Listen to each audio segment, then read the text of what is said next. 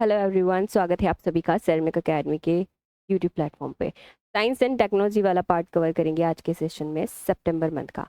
Rest of the part sir आपको cover करवाएंगे। Science and technology वाले पार्ट में जो इम्पॉर्टेंट है, इम्पॉर्टेंट नहीं, जो बड़े आर्टिकल्स हैं वो पहले एक्सप्लेन समझ लेते हैं, फिर वन लीनियर जो है उनको बाद में अपन समझेंगे। सबसे पहली बात तो क्या हो गई है कि एक नया लॉन्च व्हीकल हुआ है।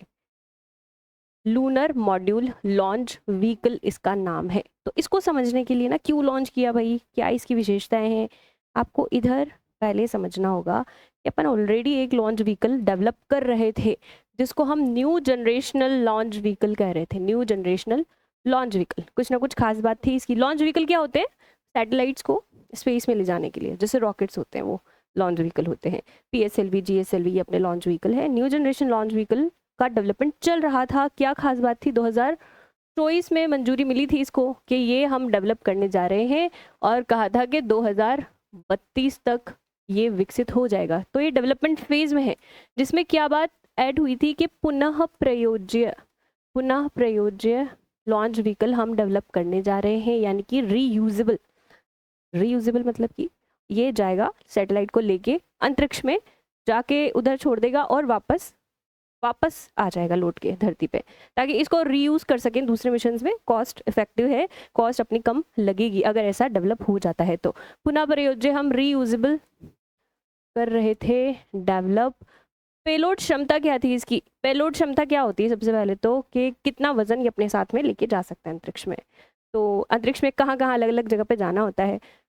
अर्थ के पास आसपास इमेजिनरी ऑर्बिट्स बने हुए हैं, जिसमें से लोअर अर्थ ऑर्बिट में ये लेके जा सकता था 30 टन के अराउंड। और मून तक लेके जा सकता था, तो हाँ लेके जा सकता था, लेकिन इसकी ट्रांस लूनर इंजेक्शन कैपेसिटी, मतलब कि चंद्रमा तक ले जाने का जो पेलोड क्षमता है, वो थोड़ी सी और कम हो जाती है। जैसे लोअर अर्थ ऑर्बिट है, जितना दूर लेके जाना होगा किसी चीज़ को, उतनी क्षमता उसकी कम हो जाती है। मून थोड़ा दूर में पड़ता है, तो 10 टन इसकी वहां तक ले जाने की क्षमता थी, पेलोड क्षमता, पेलोड कैपेसिटी। तो बाकी चीज़ें तो ठीक थी, इसके अंदर डेवलप हो रही थी, ये थोड़ा सा इन्हांस करने की ज़रूरत थी कि पेलोड क्षमता और ज़्यादा लेके आनी चाहिए। ट्रांस लूनर इंजेक्शन कैपेसिटी हमको ज़्यादा डेवलप करनी चाहिए। तो इसके लिए फिर एक नया लॉन्च व्हीकल लेके आए। उसमें पेलोड क्षमता को बढ़ाया, पेलोड कैपेसिटी को आपके बढ़ाया। कितना बढ़ा दिया, कितनी वजन वो लेके जा सकता है? तो लोअर अर्थ ऑर्बिट में तो बोल दिया 80 टन वो लेके जा सकता है, और मून कह लो या लूनर कह लो, एक ही बात है। तो मून तक वो 30 टन, या फिर एग्जैक्ट अपन याद करें तो 27 टन लेके जा सकता है। तो ये सारी क्षमताएं ऐड की गई मून तक ले जाने के लिए। स्पेशली इसको बनाया है, तो नाम दे दिया इसका लूनर मॉड्यूल लॉन्च व्हीकल। तो यही सारी बात है कि इसको मंजूरी मिल गई है डेवलपमेंट को। 2035 तक लक्ष्य रखा है कि डेवलप कर दिया जाएगा। तो ये बात मैंने आपको समझाई कि new generation launch vehicle already development phase में है, 2032 तक ये डेवलप हो जाएगा, लेकिन पेलोड क्षमता इसकी थोड़ी सी कम थी, उसी को एनहांस कर दिया ताकि ट्रांस लूनर इंजेक्शन कैपेसिटी इसमें और बढ़ाई जा सके। और कितनी बढ़ाई जा सके? 80 टन लोअर अर्थ ऑर्बिट में, 27 टन मून तक ये लेके जा सकता है। तो ये आपको बात समझ में आई होगी। सारी बातें मैंने आपको जो यहाँ पे लिखी है उधर स्लाइड में समझा दी है। ये lunar module launch vehicle launch किया है भाई। कौन करता है ये भारी भरकम लॉन्च व्हीकल? इसरो का ही काम है। उसके बाद इसरो द्वारा, यहाँ पे लिखा गया, इसरो द्वारा लॉन्च किया गया, 2035 तक विकसित हो जाएगा। न्यू जनरेशन लॉन्च व्हीकल का उन्नत संस्करण कह रहे हैं। न्यू जनरेशन लॉन्च व्हीकल जो मैंने समझाया, उसकी सारी फीचर्स हैं इसमें, पर उसका पेलोड क्षमता एनहांस कर दी है, तो उसका एडवांस वर्जन हो गया। तो यही लाइन यहाँ पे लिखी हुई है, और लिखा हुआ है कि पेलोड वहन करने की निम्न भू कक्षा यानी कि लोअर अर्थ ऑर्बिट में ये 80 टन ले जाएगा, और चंद्रमा तक ये 27 टन लेके जा सकता है। बाकी ये आपको याद करने की जरूरत नहीं है कि कितने चरण क्या है। 3 चरणीय है, 2 चरणों में तो द्रव, और थर्ड स्टेज में क्रायोजेनिक ले जाएगा। First stage, second stage, third stage, ऐसी कुछ स्टेजेस होती हैं।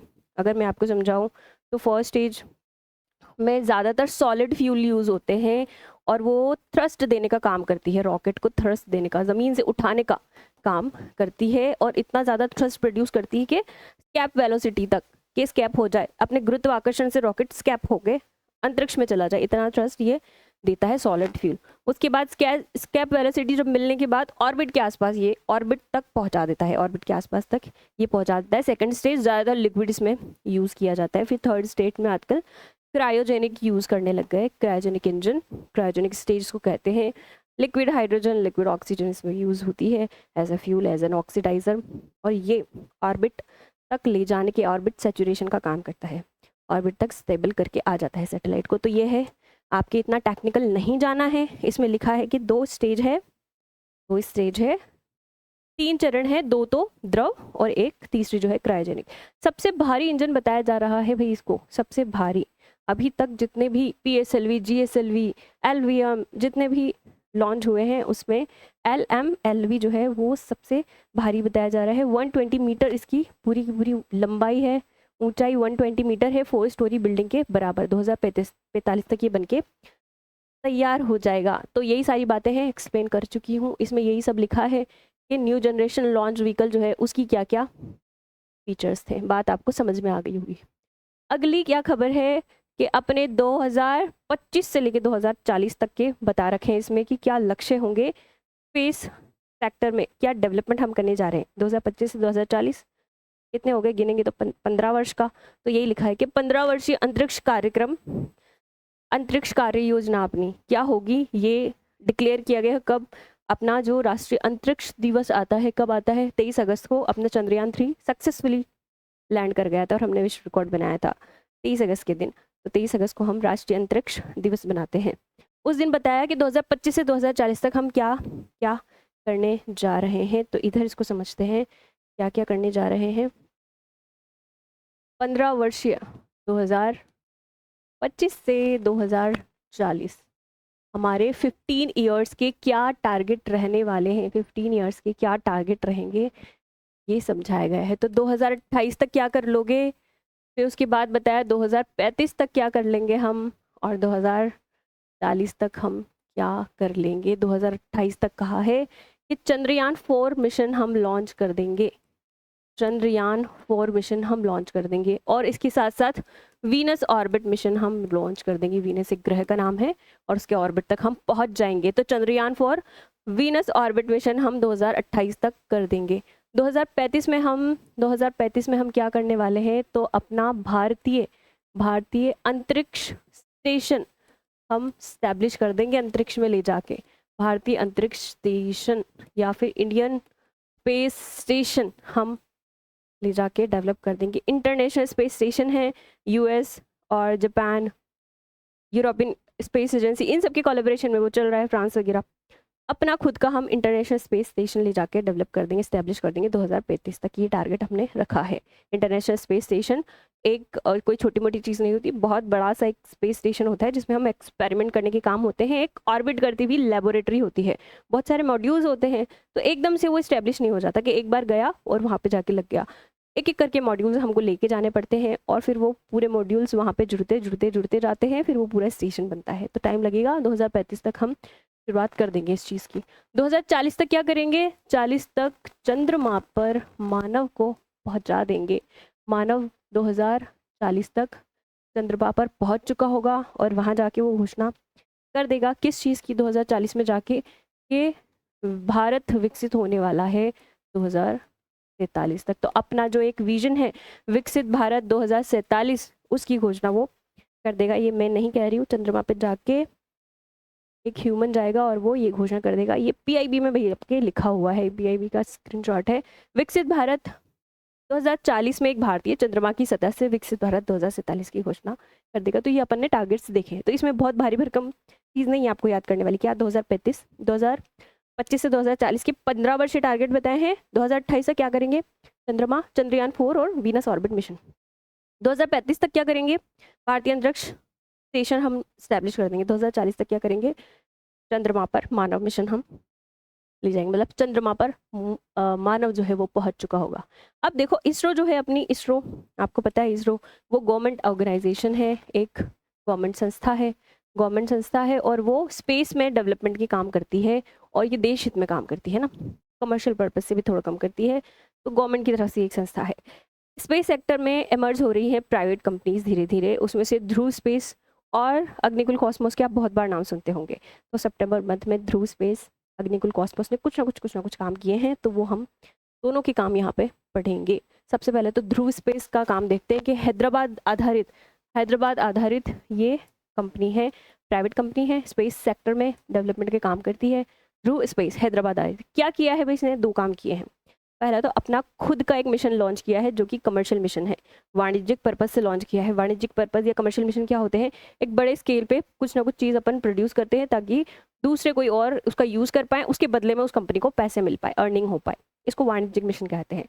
तो ध्रुव स्पेस ने अपना कमर्शियल मिशन यानी कि वाणिज्यिक मिशन लॉन्च किया है, उसका नाम है लीप वन करके उसका नाम दे दिया है। ये लीप वन जो है ये मिशन है, जाएगा किसके थ्रू, किसका रॉकेट ध्रुव स्पेस यूज कर रहा है, तो इसरो का रॉकेट नहीं यूज कर रहा है, स्पेस एक्स का फॉल्कन 9 रॉकेट यूज कर रहा है। स्पेस एक्स जो है वो यूएस आधारित कंपनी है, यूएसए अमेरिका की कंपनी, उसका फॉल्कन 9 रॉकेट के थ्रू ये अपना एक कमर्शियल मिशन लीप वन जो है वो लॉन्च करने वाला है। लीप वन जब स्पेस में जाएगा तो बहुत सारे डेटा वहाँ से कलेक्ट करके आएगा, जिसके डेटा का यूज़ जो है वो पर्यावरण प्रबंधन, इन्वायरमेंटल मैनेजमेंट के लिए, कृषि को ऑब्जर्व करने के लिए, सब कुछ सॉल्यूशंस के लिए, और प्राकृतिक आपदाएं जब आ जाती है तो उसमें उसका डेटा यूज़ किया जाएगा। तो इन सब में इसका डेटा यूज़ किया जाएगा। तो काम की बात क्या है, ध्रुव स्पेस ने दो काम किए हैं। पहला तो अपना वाणिज्यिक मिशन लॉन्च किया है जिसका नाम है लीप वन, तो उसका पहला वाणिज्यिक मिशन है ध्रुव स्पेस का पहला वाणिज्यिक मिशन जिसका नाम क्या है, लीप वन।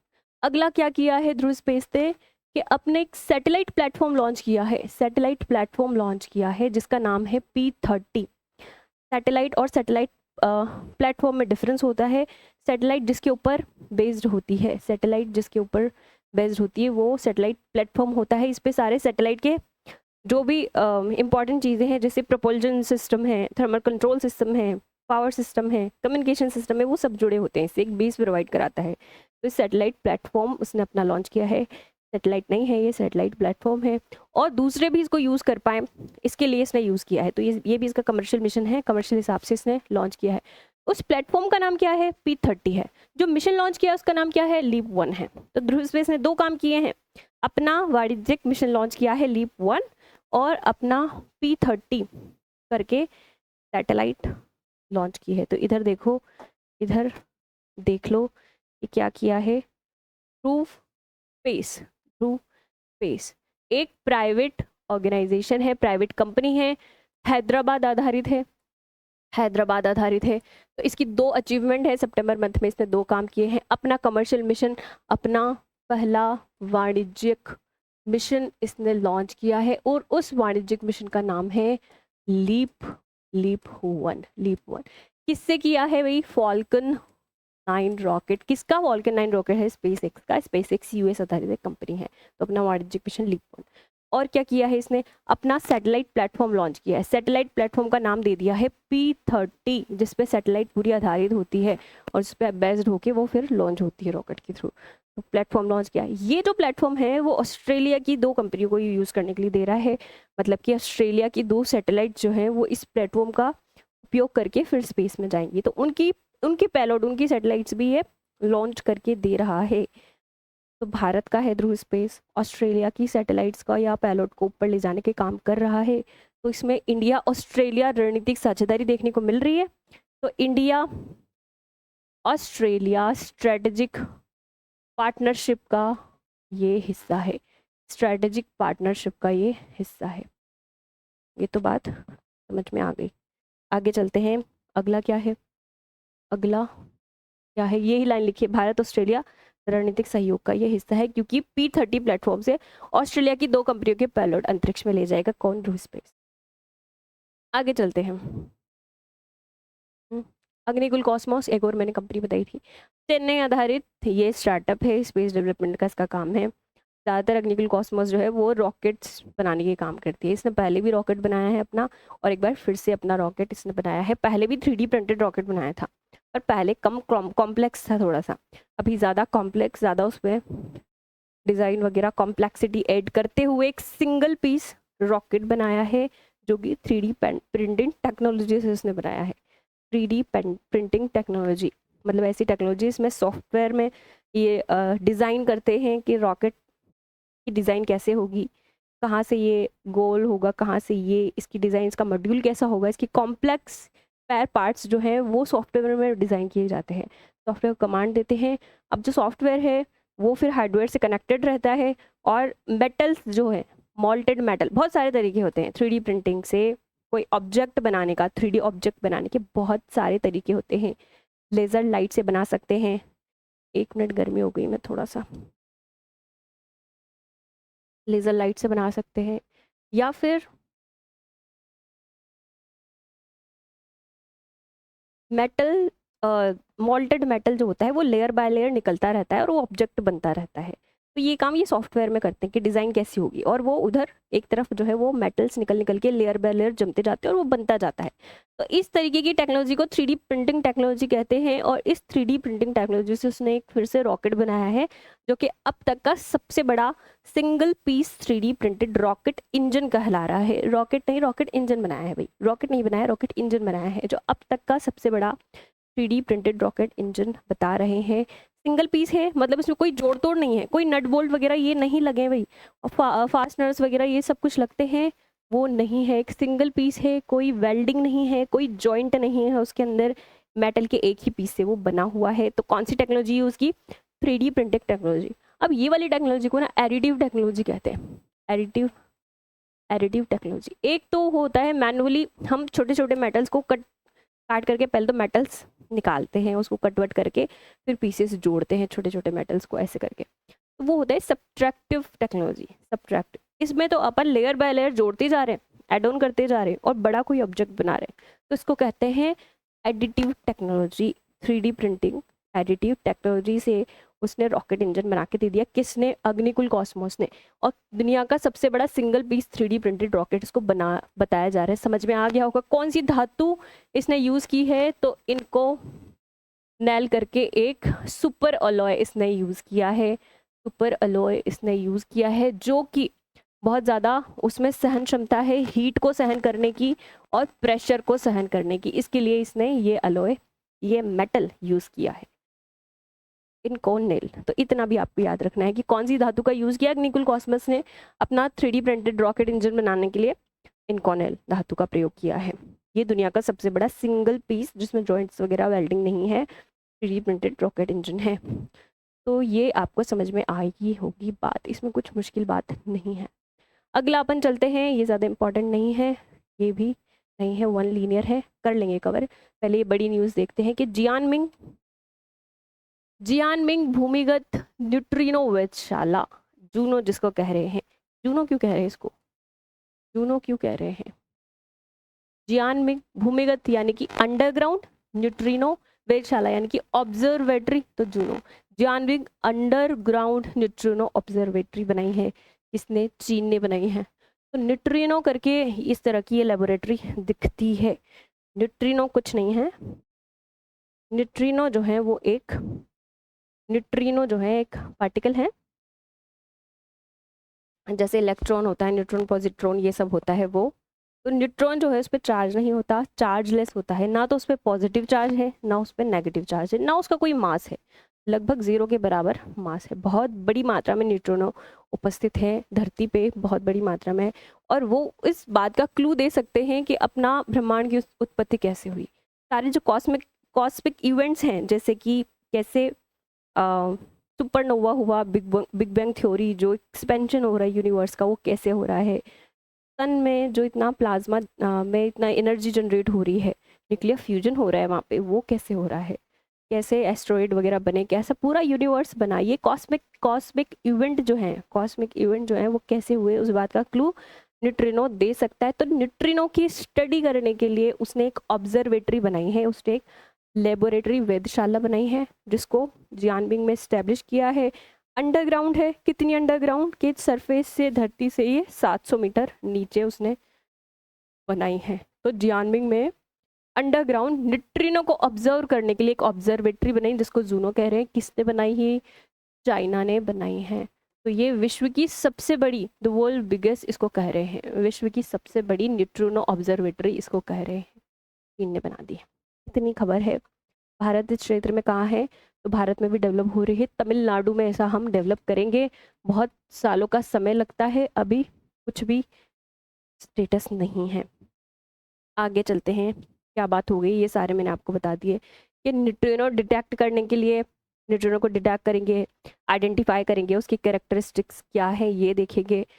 ये सब कुछ करने के लिए अंडरग्राउंड बनानी ज़रूरी थी, क्योंकि हल्का सा पार्टिकल है और थोड़ी सी वाइब्रेशन से ही अफेक्ट होता है। तो इसके लिए अंडरग्राउंड बनाया ताकि ठीक ठाक तरीके से बिना डिस्टर्बेंस के काम हो सके। भूमिगत प्रयोगशाला। तो ये अपना इम्पॉर्टेंट सारी न्यूज़ कवर हो गई। स्पेस टेक्नोलॉजी से टेक्नोलॉजी वाला जो इसमें पार्ट है, टेक्नोलॉजी वाले पोर्शन को 3 पार्ट में डिवाइड कर रखा है। स्पेस वाली टेक्नोलॉजी, फिर डिफेंस वाली टेक्नोलॉजी, फिर हेल्थ सेक्टर में क्या नई टेक्नोलॉजी आई है, वो थ्री पार्ट्स में इसमें दे रखी है। तो स्पेस टेक्नोलॉजी अपना पूरा हो गया है। 2 3 एक 1 लीनियर न्यूज़ बच रही है कि नासा ने अपना क्रू 11 मिशन जो है वो कई सालों से, कई पहले से क्रू 11 मिशन चला आ रहा है। किस लिए क्रू 11 मिशन? कि यहाँ से धरती से वो इंटरनेशनल स्पेस स्टेशन में लेके जाता है क्रू को, लोगों को, अंतरिक्ष यात्री को वहाँ पे लेके जाता है। उसका कमर्शियल मिशन है, किसका? नासा का। तो उसी के पार्ट के रूप में ये अभी कब सितंबर में 4 अंतरिक्ष यात्रियों को इंटरनेशनल स्पेस स्टेशन ले गया है, और ले जाने के लिए उसने ड्रैगन अंतरिक्षयान इन्वेडर का यूज़ किया है। ये कैप्सूल है, ये एयरक्राफ्ट है। जैसे ये रॉकेट होता है, उसके ऊपर जो छोटा सा कैप्सूल लगा होता है, इस पे बैठ के जाते हैं जो अंतरिक्ष यात्री होते हैं, उसको कैप्सूल कहते हैं या एयरक्राफ्ट कहते हैं। ये छोटा सा एयरक्राफ्ट है। रॉकेट तो वापस आ जाता है या फिर नष्ट हो जाता है, और ये कैप्सूल वहां तक पहुंच जाता है, अटैच हो जाता है, डॉकिंग जिसको बोलते हैं इंटरनेशनल स्पेस स्टेशन में जाके। इन्वेडर करके उस कैप्सूल का नाम है जिसमें अंतरिक्ष यात्री बैठ के जाते हैं। इन्वेडर किसका मिशन है? क्रू 11 मिशन नासा का। क्या करता है ये मिशन? अंतरिक्ष यात्री को उठा के ले जाता है इंटरनेशनल स्पेस स्टेशन में। उसी के भाग के रूप में 4 यात्रियों को ये लेके गया है। यात्रियों के नाम याद करने हैं क्या? नहीं करने, एक बार पढ़ लेते हैं। जीना कार्डमैन, माइक फिनके, किमिया सुई, ओलेगा प्लाटोनोव। रटने नहीं है, नहीं पूछेगा, ऐसे लेके जाता रहता है। ऐसे कैसे कैसे ये सितंबर मंथ में किन 4 अंतरिक्ष यात्रियों को लेके, नहीं, ऐसा क्वेश्चन नहीं बनता। आगे चलते हैं। 12 भैया ऐसा जो लेके गया है, तो ये तो लेते जाता रहता है, कोई नई बात नहीं है। अब क्या हुआ है कि इसरो अपना गवर्नमेंट ऑफ स्पेस डेवलपमेंट में वो काम करता है नेशनल डेवलपमेंट के लिए। कि नेशनल डेवलपमेंट में ज़्यादा उसका पैसे नहीं कमाना, नेशनल डेवलपमेंट के लिए इसरो काम करता है। अब इसरो ने अपनी जो नई अंतरिक्ष नीति आई थी उसमें निसिल नाम से अपना खुद का एक ऑर्गेनाइजेशन, अपनी खुद की एक शाखा बनाई थी जो कमर्शियल पर्पस से काम करे, अर्निंग करके दे, बाहर से इन्वेस्टमेंट जनरेट करे, और जो फॉरेन से इन्वेस्टर को अट्रैक्ट करे, इस तरीके से अपने प्रोडक्ट बनाए जिनका वो कमर्शियल यूज़ कर सके। इसके लिए अपनी एक शाखा बनाई थी जिसका नाम था न्यू स्पेस इंडिया लिमिटेड, जिसको निसिल कहते हैं। ये वाणिज्यिक शाखा है, मैंने बता दिया वाणिज्यिक पर्पस से ये बनाई गई है। इसके कुछ काम है जो मैं आपको बता चुकी हूँ। तो निसिल ने क्या किया है? इसरो की शाखा निसिल ने क्या किया है? जापान के एस्ट्रोस्केल कंपनी है, जापान की एक कंपनी है एस्ट्रोस्केल, उससे समझौता किया है। और ये निसिल जो है इस एस्ट्रोस्केल कंपनी का सैटेलाइट ऊपर लेके जाएगा, जिस सैटेलाइट का नाम है ISSA J1 in situ space saturation awareness Japan 1 mission. ISSA का फुल फॉर्म क्या है याद करना है कि आपको? नहीं बता रही हूँ, बस समझने के लिए। In situ space saturation Japan 1 mission, ये जो कंपनी है, क्या एस्ट्रोस्केल कंपनी जापान की, वो डेब्रिस जो इकट्ठा हो जाता है स्पेस में, बहुत सारे सैटेलाइट हम लॉन्च करते हैं, बहुत सारी चीज़ें लॉन्च करते हैं, तो डेब्रिस एक कबाड़ इकट्ठा हो जाता है जो कि नुकसान पैदा कर सकता है इन फ्यूचर। वो कबाड़ को देखने का काम करता है, सोल्यूशन प्रोवाइड कराने के काम करता है, सिचुएशन एनालाइज करता है कि क्या सिचुएशन है, कबाड़ कितना बढ़ गया है और कितनी ज़रूरत है इसको वापस लेके आने की या वहीं पे समेटने की। तो ये सब काम करने में ये कंपनी एक्सपर्ट है, जापान की कंपनी है, एस्ट्रोस्केल उसका नाम है। तो इस एस्ट्रोस्केल और निसिल के बीच में समझौता हुआ है, और उसका उपग्रह, एस्ट्रोस्केल का उपग्रह जो है वो न्यू स्पेस इंडिया लिमिटेड लेके जाएगा, और उसकी फुल फॉर्म है ISSA-J1, यानी कि institute space saturation awareness Japan 1 mission. बस इतना ही याद करना है, क्या याद करना है, देखो क्या याद करना है। अपनी इसरो की एक वाणिज्यिक शाखा है जिसका नाम है न्यू स्पेस इंडिया लिमिटेड। इसने समझौता कर लिया है जापान की एस्ट्रोस्केल कंपनी के साथ। एस्ट्रोस्केल कंपनी के साथ। एस्ट्रोस्केल कंपनी कहाँ की है? जापान की है। जापान की है। और इसने कहा है जापान की कंपनी ने कि मेरी सैटेलाइट जो है वो ऊपर ले जाओ आप। मेरी सैटेलाइट का नाम है ISSA, in situ space saturation awareness Japan 1 mission. ये सैटेलाइट ऊपर लेके जाओ। तो समझौते के तहत ये सैटेलाइट जो है निसिल अंतरिक्ष में लेके जा रहा है। आगे चलते हैं। नासा का लूसी मिशन के तहत, भाई नासा का एक मिशन है लूसी मिशन। और मंगल ग्रह, आपको पता है मार्स और ऑर्बिट, मार्स और जुपिटर, मार्स और जुपिटर जहाँ जहाँ है उसके बीच में एक एस्टेरॉयड बेल्ट, एक एस्टेरॉयड बेल्ट आपको देखने को मिलती है जिसपे बहुत सारे क्षुद्र ग्रह, धूमकेतु, ये सब कुछ होते हैं। तो नासा का लूसी मिशन उन क्षुद्र ग्रह को स्टडी करने का काम करता है। जब स्टडी किया तो एक क्षुद्र ग्रह मिला इसको जिसका नाम है डोनाल्ड जॉनसन। एक क्षुद्र ग्रह मिला, मान लो यहाँ पे, उसका नाम है डोनाल्ड जॉनसन। तो क्षुद्र ग्रह बहुत बड़ा होता है, अपने अपने आप में साइज बहुत ज़्यादा होती है उसकी, जैसे किलोमीटर, 10 किलोमीटर, 15 किलोमीटर के आसपास इतने बड़ी बड़ी साइज के होते हैं वो। तो उसमें से एक आध जगह देखी जहाँ पे फीचर्स मैच करते, तो एक आध जगह का नाम, एक जगह का नाम इसने अपनी नर्मदा के नाम पे नर्मदा क्रेटर रख दिया है। किसने? नासा ने। नासा ने कौन से मिशन के तहत? लूसी मिशन के तहत। एक क्षुद्र ग्रह में एक स्थान का नाम, क्षुद्र ग्रह का नाम है डोनाल्ड जोहानसन, उसमें एक स्थान का नाम नर्मदा क्रेटर रख दिया है, नर्मदा पे आधारित। बस इतना याद करना है। अब किसका मिशन है? लूसी मिशन, नासा का। नासा का लूसी मिशन के तहत अंतरिक्ष में एक क्षुद्र ग्रह मिला था नासा को, डोनाल्ड जोहानसन उसका नाम था, उसकी एक जगह ली और उसका नर्मदा क्रेटर के ऊपर नर्मदा क्रेटर नाम रख दिया। यहाँ पे वो जगह पड़ती है। अगला ये सब हम पढ़ चुके हैं। तो स्पेस टेक्नोलॉजी अपनी पूरी हो चुकी है। एक बार स्पेस टेक्नोलॉजी का अपन रिवाइज कर लेते हैं, रिवाइज कर लेते हैं। सबसे पहले तो मैंने क्या बताया कि lunar module, lunar lunar module launch vehicle, lunar module launch vehicle हम लॉन्च कर रहे हैं। ये न्यू जनरेशनल लॉन्च व्हीकल का उन्नत संस्करण, एडवांस वर्जन है। चंद्रमा तक ये पेलोड क्षमता अधिक लेके जा सकता है, कितनी? 27 टन, और लोअर अर्थ ऑर्बिट में 80 टन ये लेके जा सकता है। 2035 तक ये पूरा हो जाएगा। कौन कर रहा है ये काम? इसरो ये काम कर रहा है। विश्व का बड़ा रॉकेट, सबसे भारी रॉकेट इसको कह रहे हैं, लॉन्चिंग व्हीकल इसको कह रहे हैं। अगला क्या पड़ा? 15 वर्षीय अंतरिक्ष की कार्य योजना अपन ने पढ़ ली, 2025 से लेके 40 तक। 2028 में चंद्रयान 4 वीनस ऑर्बिट, 2035 में अंतरिक्ष स्पेस स्टेशन इंडिया का अपन बना लेंगे, 2040 में चंद्रमा तक पहुंच जाएगा मानव। और 23 अगस्त को अपना राष्ट्रीय अंतरिक्ष दिवस आता है, उस दौरान ये घोषणा की गई थी। आगे चलते हैं। ध्रुव स्पेस, अग्निकुल कॉस्मोस, दो कंपनियों की अपनी अचीवमेंट्स देखी। तो ध्रुव स्पेस हैदराबाद आधारित एक कंपनी है। ध्रुव स्पेस ने दो काम किए, लीव 1 करके अपना वाणिज्यिक मिशन लॉन्च किया फॉल्कन 9 स्पेस एक्स के रॉकेट से। और क्या किया है? P30 अपना सैटेलाइट प्लेटफॉर्म लॉन्च किया है, और इसी प्लेटफॉर्म का उपयोग करके ऑस्ट्रेलिया की दो कंपनियों के पेलोड भी अंतरिक्ष में लेके जाएगा। अग्निकुल कॉस्मोस चेन्नई आधारित एक स्टार्टअप है, और उसने क्या किया है? दुनिया का सबसे बड़ा single piece 3D printed rocket engine बनाया है। कौन सी धातु का उपयोग करके? इनकॉनेल धातु का उपयोग करके। आगे क्या पड़ा कि नासा के 11 क्रू मिशन अपन ने देखा। उस 11 मिशन के तहत वो अंतरिक्ष यात्री जो है वो इंटरनेशनल स्पेस स्टेशन में ले जाता है। 4 अंतरिक्ष यात्री है, इसका अपन को नाम याद नहीं रखना है। इन्वेडर करके एक कैप्सूल से लेके गया है, नॉट सच इम्पॉर्टेंट। इसरो की वाणिज्यिक शाखा निसिल जिसका नाम है, उसने जापान की एस्ट्रोस्केल कंपनी के साथ समझौता किया है। अभी एस्ट्रोस्केल का ये सैटेलाइट जो है वो अंतरिक्ष में लेके जाएगा ईसा, ईसा J1 मिशन उसका नाम है। In situ space saturation awareness Japan 1 mission उसका नाम है।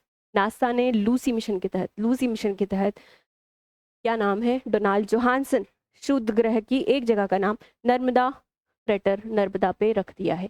जियानमिंग भूमिगत न्यूट्रिनो वेधशाला किसकी है? चाइना की है। जियानमिंग अंडरग्राउंड न्यूट्रिनो वेधशाला, ऑब्जर्वेटरी इसको कह रहे हैं, न्यूट्रिनो को डिटेक्ट करने का काम करेगा। 700 मीटर की गहराई पे ये रखा गया है, और बहुत पार्टिकल न्यूट्रिनो को कहते हैं। क्यों करेगा वो मैं एक्सप्लेन कर चुकी हूँ। अगला आता है अपना डिफेंस टेक्नोलॉजी। डिफेंस टेक्नोलॉजी अब शुरू करने जा रहे हैं कि डिफेंस में क्या क्या हमने हमारे मेजर डेवलपमेंट हुए हैं। तो डिफेंस में ज़्यादातर तो बातें आपको यही सुनने को मिलती है कि कोई ना कोई सा INS नौसेना का, या फिर कोई ना कोई सा एयरक्राफ्ट, या कोई ना कोई सी मिसाइल। तो अभी देखते हैं सबसे पहले तो अनंत शस्त्र एयर डिफेंस सिस्टम। अनंत शस्त्र एयर डिफेंस सिस्टम नाम से क्या चल रहा है, पता चल रहा है एयर डिफेंस सिस्टम है भैया। बहुत सारे एयर डिफेंस, जैसे S-400 आप सब ने सुना है, S-400 सबसे ज़्यादा ऑपरेशन सिंदूर में यूज हुआ था। तो S-400 जैसे है कि दुश्मन की एयर स्पेस से मिसाइल आ रही है, तो अपना डिफेंस करने के लिए, अपने आप को बचाने के लिए इंटरसेप्ट मिसाइल लॉन्च करता है और दुश्मन की मिसाइल से जाकर टकरा जाता है, उसको भी नष्ट कर देता है। तो एयर डिफेंस सिस्टम कहते हैं। एयर डिफेंस सिस्टम में अनंत शस्त्र एयर डिफेंस सिस्टम प्रणाली अपनी लॉन्च हुई है, नई प्रणाली जो पहले से स्टैब्लिश, जो अपनी लॉन्चिंग एयर डिफेंस सिस्टम है, आकाश नाम है, स्पाइडर नाम है, S-400 सुदर्शन चक्र हम डेवलप कर रहे हैं। तो इनके साथ समन्वय में काम करेगा। क्या फीचर है इस एयर डिफेंस सिस्टम के, तो इसका फीचर ये है कि शॉर्ट रेंज है, शॉर्ट रेंज क्विक रिस्पॉन्स कह लो, क्विक रिएक्शन कह लो, एक ही बात है। Quick reaction surface to air missile है, सरफेस टू एयर मिसाइल है, सरफेस टू एयर मिसाइल है, और क्विकली रिएक्ट करने वाली है। तो quick reaction surface to air missile है। शॉर्ट रेंज, कितनी शॉर्ट रेंज, 30 किलोमीटर इसकी परास है, 30 किलोमीटर का ये कवर प्रदान करेगी। किसने विकसित की है, DRDO ही है। अपना DRDO ही मिसाइल विकसित करने का काम करता है, तो इतना याद करना है। अब अपना जो प्रौद्योगिकी मंत्रालय है, अपना जो प्रौद्योगिकी मंत्रालय नहीं, थल सेना है, थल सेना के लिए अनंत शस्त्र एयर डिफेंस सिस्टम डेवलप किया जा रहा है। तो अपनी जो थल सेना है उसने टेंडर दिया, टेंडर देना पड़ता है भाई। मिसाइल को डिजाइन या डेवलप तो कर दिया DRDO ने, पर DRDO निर्माण करने की थोड़ी काम करता है। बल्क में निर्माण करना है तो किसी ना किसी कंपनी को टेंडर देना पड़ता है। तो इसके निर्माण के लिए टेंडर दिया है भारत इलेक्ट्रॉनिक लिमिटेड को। उसका सहायता कौन करेगा, Bharat dynamic limited, Bharat dynamic limited. तो भारत इलेक्ट्रॉनिक लिमिटेड को टेंडर दे दिया है, इसकी सहायता भारत डायनेमिक लिमिटेड कर देगा। विकास किसने किया है इसका, DRDO ने। किस तरह की मिसाइल है, quick range surface to air missile है। कितनी किलोमीटर इसकी परास है, तो 30 किलोमीटर इसकी परास है। अकेले काम करेगा, कर सकता है, लेकिन समन्वय में भी काम करेगा। इसके साथ आकाश है, स्पाइडर है, अपनी एयर डिफेंस सिस्टम, S-400 है, सुदर्शन है। तो इनके साथ ये समन्वय में काम करने का काम करेगा। क्या नाम है इस मिसाइल का, अंतरिक्ष नहीं, अनंत शस्त्र एयर डिफेंस सिस्टम, अनंत शस्त्र एयर डिफेंस सिस्टम। अगली अपनी न्यूज़ देखते हैं। सबसे पहले तो और फीचर्स इसके देख लेते हैं। हाईली मोबाइल, अत्यधिक गतिशील लॉन्चर से ये लॉन्च हो सकती है। एक तो लॉन्च होता है, ये मिसाइल रखी है यहाँ से इसको लॉन्च करें, नहीं, ये कोई लॉन्चर इसका मूव कर रहा है, मूवेबल है, गतिशील है, फास्ट स्पीड से मूव कर रहा है, वहाँ से भी ये लॉन्च हो सकती है। क्विक रिएक्शन से ये लॉन्च हो जाएगी। 30 किलोमीटर इसकी परास है। स्पेशली कौन सी बॉर्डर पे तैनात किया जाएगा इसको, चीन और पाकिस्तान बॉर्डर पे, उन्हीं से खतरा है, तो चीन और पाकिस्तान बॉर्डर पे इसकी तैनाती की जाएगी। रात में और दिन में दोनों विजन में ये काम कर सकती है। दिन में तो कर ही सकती है, लेकिन रात में डिम लाइट में भी ये सटीक निशाना लगा सकती है। तो दिन और रात दोनों में एक्यूरेसी के साथ टारगेट को हिट कर सकती है। तो ये सारे फीचर्स हमने देखे। आगे चलते हैं, आगे क्या है, एक और मिसाइल है आगे भाई, अग्नि प्राइम। बहुत बार आप सुनते हो अग्नि प्राइम लॉन्च होती रहती है, कुछ ना कुछ फीचर्स अपन ऐड करते रहते हैं। अग्नि 1 से शुरुआत की थी, अग्नि 1 2 3 4 आ गई है, उसके बाद अग्नि प्राइम आई है। तो प्राइम पहले भी लॉन्च हुई थी, इसकी रेंज बढ़ाई थी अपन ने। अभी क्या किया है, प्राइम के अंदर एक और परीक्षण किया है, टेस्टिंग की है। इसको रेल आधारित, मतलब रेलवे के ऊपर से लॉन्च किया गया है, रेल के ऊपर से लॉन्च किया गया। तो रेल आधारित कैनिस्टर प्रणाली से इसको लॉन्च किया गया है। कि रेल मूव हो रही थी भाई, ट्रेन मूव हो रही थी, उस मूवेबल लॉन्चर से इसको लॉन्च किया है। कैनिस्टर लिखा हुआ है, कैनिस्टर मतलब कि कैनिस्टर आधारित, कहाँ लिखा है कैनिस्टर, हाँ, कैनिस्टराइज प्रक्षेपण प्रणाली विकसित की है। ऐसा करके हमने, कैनिस्टर क्या होता है, एक तरीके का कंटेनर होता है, कंटेनर ही होता है, कंटेनर को भूल दिया, कैनिस्टर कंटेनर होता है जिसमें मिसाइल जो है वो लगी होती है, मिसाइल रखी होती है। तो ये मिसाइल की कंटेनर बॉक्स का भी काम करता है। मिसाइल को कहीं ना कहीं तो रखना पड़ता है, ऐसे खुला तो नहीं पटक सकते, तो कंटेनर के भी काम। अब रेलवे में ये रखी है, रेल में रखी है, तो कंटेनर का भी काम कर रहा है, यही कैनिस्टर है, इसको कैनिस्टर कर। और ये यही लॉन्च ट्यूब का भी काम कर रहा है, लॉन्च ट्यूब का भी काम कर रहा है। नॉर्मली सैटेलाइट को जब लॉन्च करना होता है तो लॉन्चिंग पैड पे लाना पड़ता है, लॉन्चिंग ट्यूब में इसको लॉन्च करना पड़ता है, उसके बाद हम मिसाइल दाग सकते हैं। ये रेल चल रही है, कंटेनर में रखा है और रेडी टू लॉन्च सिचुएशन में रखा है, रेडी टू लॉन्च। इसको लॉन्च करने के लिए अलग से लॉन्च पैड पे लॉन्च ट्यूब में नहीं लाना है, this is ready to launch. Ready to launch situation है इसकी, ये जहाँ पे रखा है रेडी टू लॉन्च कंडीशन में रखा है। तो इस ऐसी इस तरह से कंटेनर में रखी होती है, तो इस प्रणाली को जिसमें उसको लॉन्च पैड पे नहीं लाना, रेडी टू लॉन्च है, मूवेबल है, इसको अपन कैनिस्टराइज प्रक्षेपण प्रणाली कहते हैं। तो ये हमने सक्सेसफुली टेस्ट कर ली है कि ऐसा हो सकता है कि रेल में ये कहीं पर रखी है कंटेनर में और वहीं से ये जैसे इसको कमांड मिलती है सीधा लॉन्च होगी, है सीधा लॉन्च होगी। तो इसको कैनिस्टराइज प्रक्षेपण प्रणाली कहते हैं। रेल आधारित मोबाइल लॉन्चर प्रणाली से मिसाइल का सफल परीक्षण हमने कर लिया है। अग्नि प्राइम के बारे में देख लो थोड़ा सा। बैलिस्टिक मिसाइल है, 2000 किलोमीटर इसकी रेंज है, मतलब कैसा हो गया ये, मीडियम रेंज बैलिस्टिक मिसाइल है, मीडियम रेंज बैलिस्टिक मिसाइल है। और किस तरह के हथियार ले जा सकती है, परमाणु हथियार ले जा सकती है क्या, बिल्कुल ले जा सकती है। और पारंपरिक हथियार ले जा सकती है, पारंपरिक हथियार भी ले जा सकती है। तो ये इसके फीचर्स है कि मीडियम रेंज है, 2000 किलोमीटर की इसकी परास है, बैलिस्टिक मिसाइल है और परमाणु पारंपरिक दोनों हथियार ही अपने साथ ले जा सकती है। तो ये हमने अग्नि प्राइम के बारे में देखा। अग्नि 1 अग्नि 2 को रिप्लेस कर देगी, ऑब्वियसली पुरानी चीज़ों को, नया डेवलपमेंट है, रिप्लेस कर देगा। अगला क्या है, सी 295 क्या है, 295 सी, अपनी वायुसेना जो है उसको एक नया वाहन मिलने जा रहा है और विमान मिलने जा रहा है। विमान एक ही बात कह लो, विमान वाहन भी तो होता है, व्हीकल होता है। तो विमान बड़ा सा एक मिलने जा रहा है और वो विमान जो है वो परिवहन के काम करेगा। वायुसेना को जो भी हथियार चाहिए, सैनिक चाहिए, अगर कुछ चाहिए तो वो बैटल फील्ड में ले जाने के काम करेगा। इसको कह रहे हैं C-29, उसका नाम है C-29 सैन्य परिवहन विमान। सैन्य परिवहन विमान मिलने जा रहा है, किससे मिलने जा रहा है, फ्रांस की एक कंपनी है एयरबस, वो इसका निर्माण करेगी। फ्रांस की कंपनी एयरबस इसका निर्माण करेगी। और एवरो करके विमान थे इसके पहले अपने पास, उनको रिप्लेस कर देंगे। तो एवरो थे पहले से अपने पास परिवहन करने के लिए, सामान इधर से उधर ले जाने के लिए, वायुसेना के पास एवरो नाम से थे, अब उनको रिप्लेस कर देगा। और हम नया लेके आ गए हैं C-295 में। हम लेके आए कि नहीं, एयरबस है फ्रांस की, उससे हम खरीदने वाले हैं। कितने खरीदने वाले हैं उससे हम, तो हम उससे 56 C-295 56, हाँ यही नाम है, 56 C-295 हम विमान उससे खरीदने वाले हैं। तो 56 पूरे खरीद लेंगे क्या, नहीं, कहा है कि 16 तो हम खरीद लेंगे। किससे खरीद रहे हैं, एयरबस है फ्रांस की, एयरबस है इसकी फ्रांस की कंपनी है।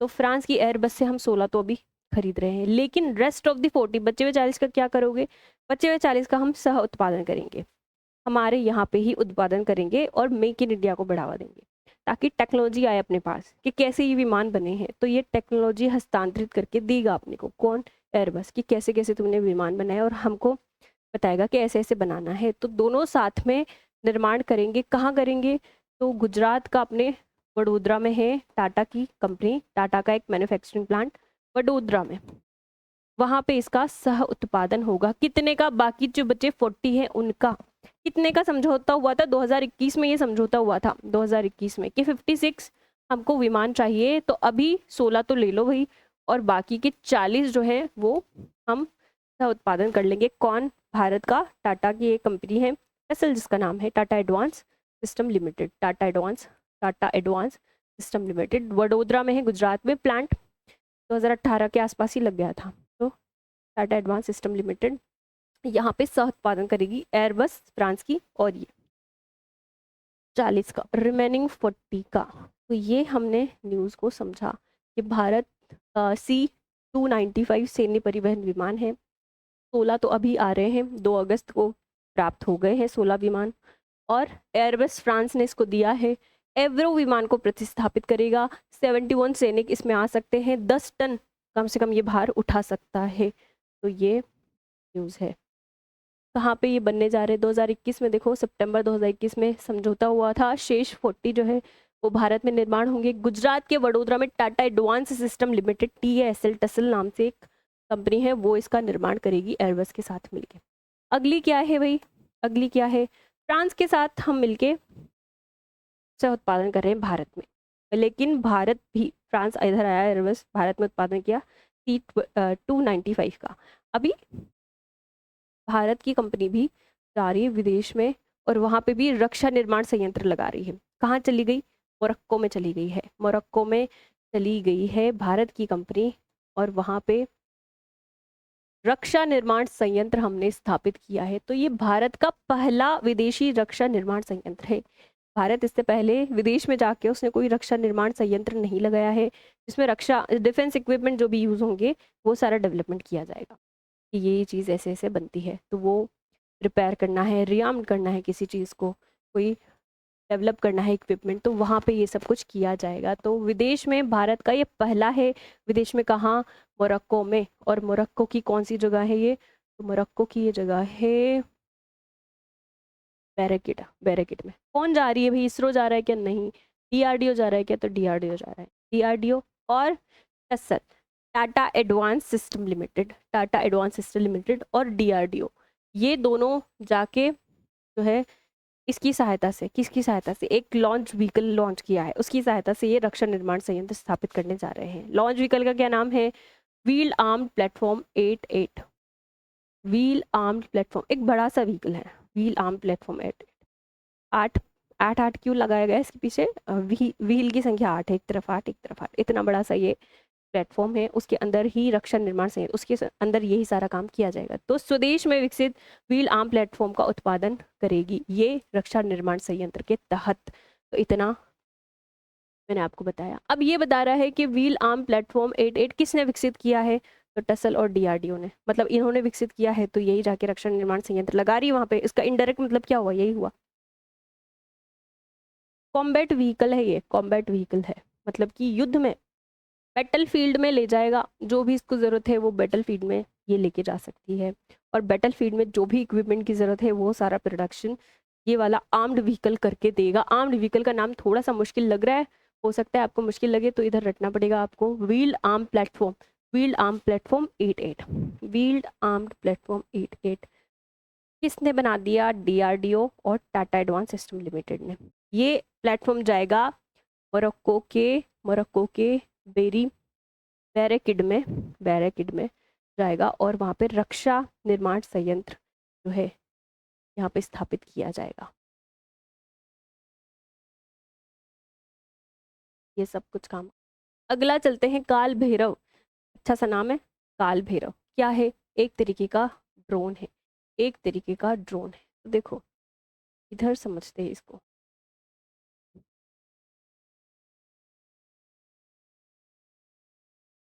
काल भैरव नाम से, काल भैरव नाम से एक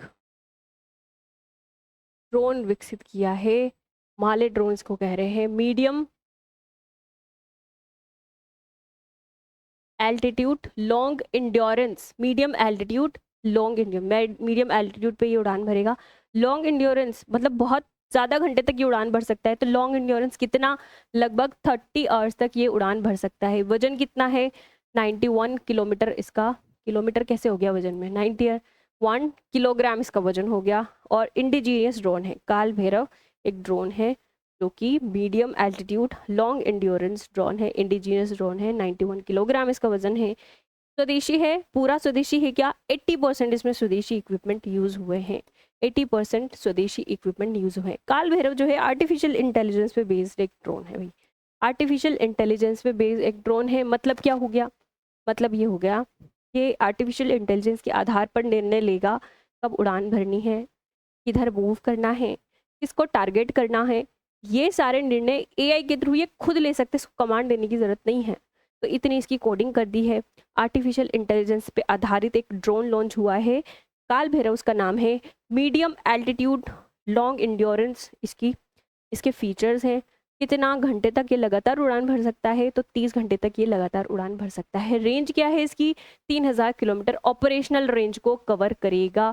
पेलोड कैपेसिटी, खुद का वजन, खुद के साथ वजन कितना लेके जा सकता है, 91 किलोग्राम ये अपने साथ लेके जा सकता है। स्वदेशी है पूरा, 80% स्वदेशी इक्विपमेंट इसको लगे हुए हैं। बेंगलुरु की Flying Wedge Defence and Aerospace, Flying Wedge Defence and Aerospace, Flying Wedge Defence and Aerospace Bengaluru आधारित कंपनी है, उसने इसका निर्माण किया है। तो इतना ही इसमें पढ़ना था। समन्वय के साथ काम कर सकता है, एक और फीचर्स है कि झुंड में काम करेगा, एक ही ड्रोन नहीं है, बहुत सारे ड्रोन जाएंगे और समन्वय के साथ निशाना बनाएंगे दुश्मन के टारगेट्स को। झुंड में काम करने में सक्षम है, कोऑर्डिनेशन करने में सक्षम है दूसरे ड्रोन्स के साथ, अपने भाई बंधुओं के साथ। अब जो रक्षा प्रौद्योगिकी में कुछ खबर आ गई है, देखो आईएनएस से आपको यहाँ पे चीज़ें दिखेंगी, INS Aravalli, INS Androth, INS Ikshak. तो ये इंडियन नेवल शिप्स होते हैं। अपनी नौसेना को कोई नए नए शिप्स मिलते रहते हैं, हमेशा कमीशनड होते रहते हैं, तो वो लगातार न्यूज़ में बने रहते हैं। सितंबर में अपने को 3 आईएनएस पढ़ने हैं, INS Androth, INS Aravalli, INS Ikshak. तीनों के काम अलग अलग है।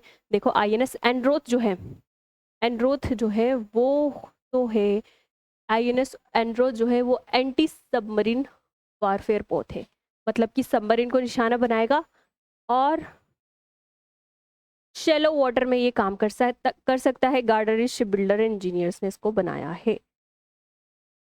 आईएनएस ये तो इंडियन कोस्ट गार्ड का है। आईएनएस अरावली जो है वो नौसेना का एक बेस है, नौसेना का एक बेस। अभी समझाती हूँ क्या होता है नौसेना का, पहले देख लो कि ये क्या क्या है। उसके बाद आईएनएस ईक्षक जो है, इसको भी गार्डनरिच शिप बिल्डर्स एंड इंजीनियर्स ने बनाया है। ये एक तरह का सर्वेक्षण भी पोत है, सर्वे वेसल है, सर्वेक्षण पोत है, सर्वेक्षण पोत है। आगे और कोई आईएनएस है क्या, नहीं है आईएनएस। तो इधर समझते हैं अपन, तीनों आईएनएस को इधर समझ लेते हैं, तीनों आईएनएस को अपन समझ लेते हैं। देखो क्या क्या है। सबसे पहले तो आईएनएस एंड्रोथ है, एंड्रोथ है, ये इसका स्पेलिंग है एंड्रोथ। क्या है ये एंड्रोथ, कुछ नहीं है, ये लक्षद्वीप के एक द्वीप समूह का नाम है, उसके ऊपर इसका नाम रख दिया है। एक है अपना आईएनएस अरावली, आईएनएस अरावली, अरावली पर्वतमाला पे इसका नाम रख दिया होगा, ठीक है। एक है अपना आईएनएस ईक्षक, ईक्षक। तो आईएनएस ईक्षक नाम से क्या पता चल रहा है, ईक्षक मतलब कि विजिलेंस, यानी कि सर्वे करने वाले, देखरेख करने वाले, की क्या निगरानी रखने वाले। तो आईएनएस ईक्षक सर्वे करने का काम। तो सबसे पहले तो क्या है एंड्रोथ, क्या है, एंटी सबमरीन है, एंटी सबमरीन, एंटी सबमरीन युद्धपोत। एंटी सबमरीन मतलब कि दुश्मन की सबमरीन जैसी पानी में इसको दिखती है, उसको निशाना बनाने के काम करती है। तो एंटी सबमरीन युद्धपोत है। आईएनएस अरावली क्या है, ये नौसेना का एक बेस है, नौसेना का एक बेस है। अब नौसेना बेस क्या होता है, नौसेना बेस क्या होता है, एक तरीके की नौसेना का सेंटर होता है। नौसेना को जो भी काम करने हैं सेंटर से वो कर सकता है। जैसे जैसे क्या काम करती है नौसेना में, बहुत सारे काम हो सकते हैं। शिप को रिपेयर करना है, उसकी शिप खराब हो जाते हैं, कोई आर्म लगाना है, आर्म लगाना मतलब हथियार लगाना, आर्म नहीं, आर्म, आर्म कह रही हूँ, हथियार। कोई नए नए हथियार बनते रहते हैं, तो उनको इक्विप्ड करना है, री इक्विप्ड, री आर्म्ड करना है किसी युद्ध पोत को, तो वो काम यहाँ पे होते हैं। ट्रेनिंग देनी है, तो ट्रेनिंग देने का काम भी इन बेसिस पे होता है। हाउसिंग अकोमोडेशन भी रहता है, ऑफिसर्स वहाँ पे रह सकते हैं। तो ये सारे काम इन सेंटर्स पे होते हैं, एक तरीके का सेंटर है नौसेना का। तो ये पूरा बड़ा सा एक बेस है आईएनएस अरावली।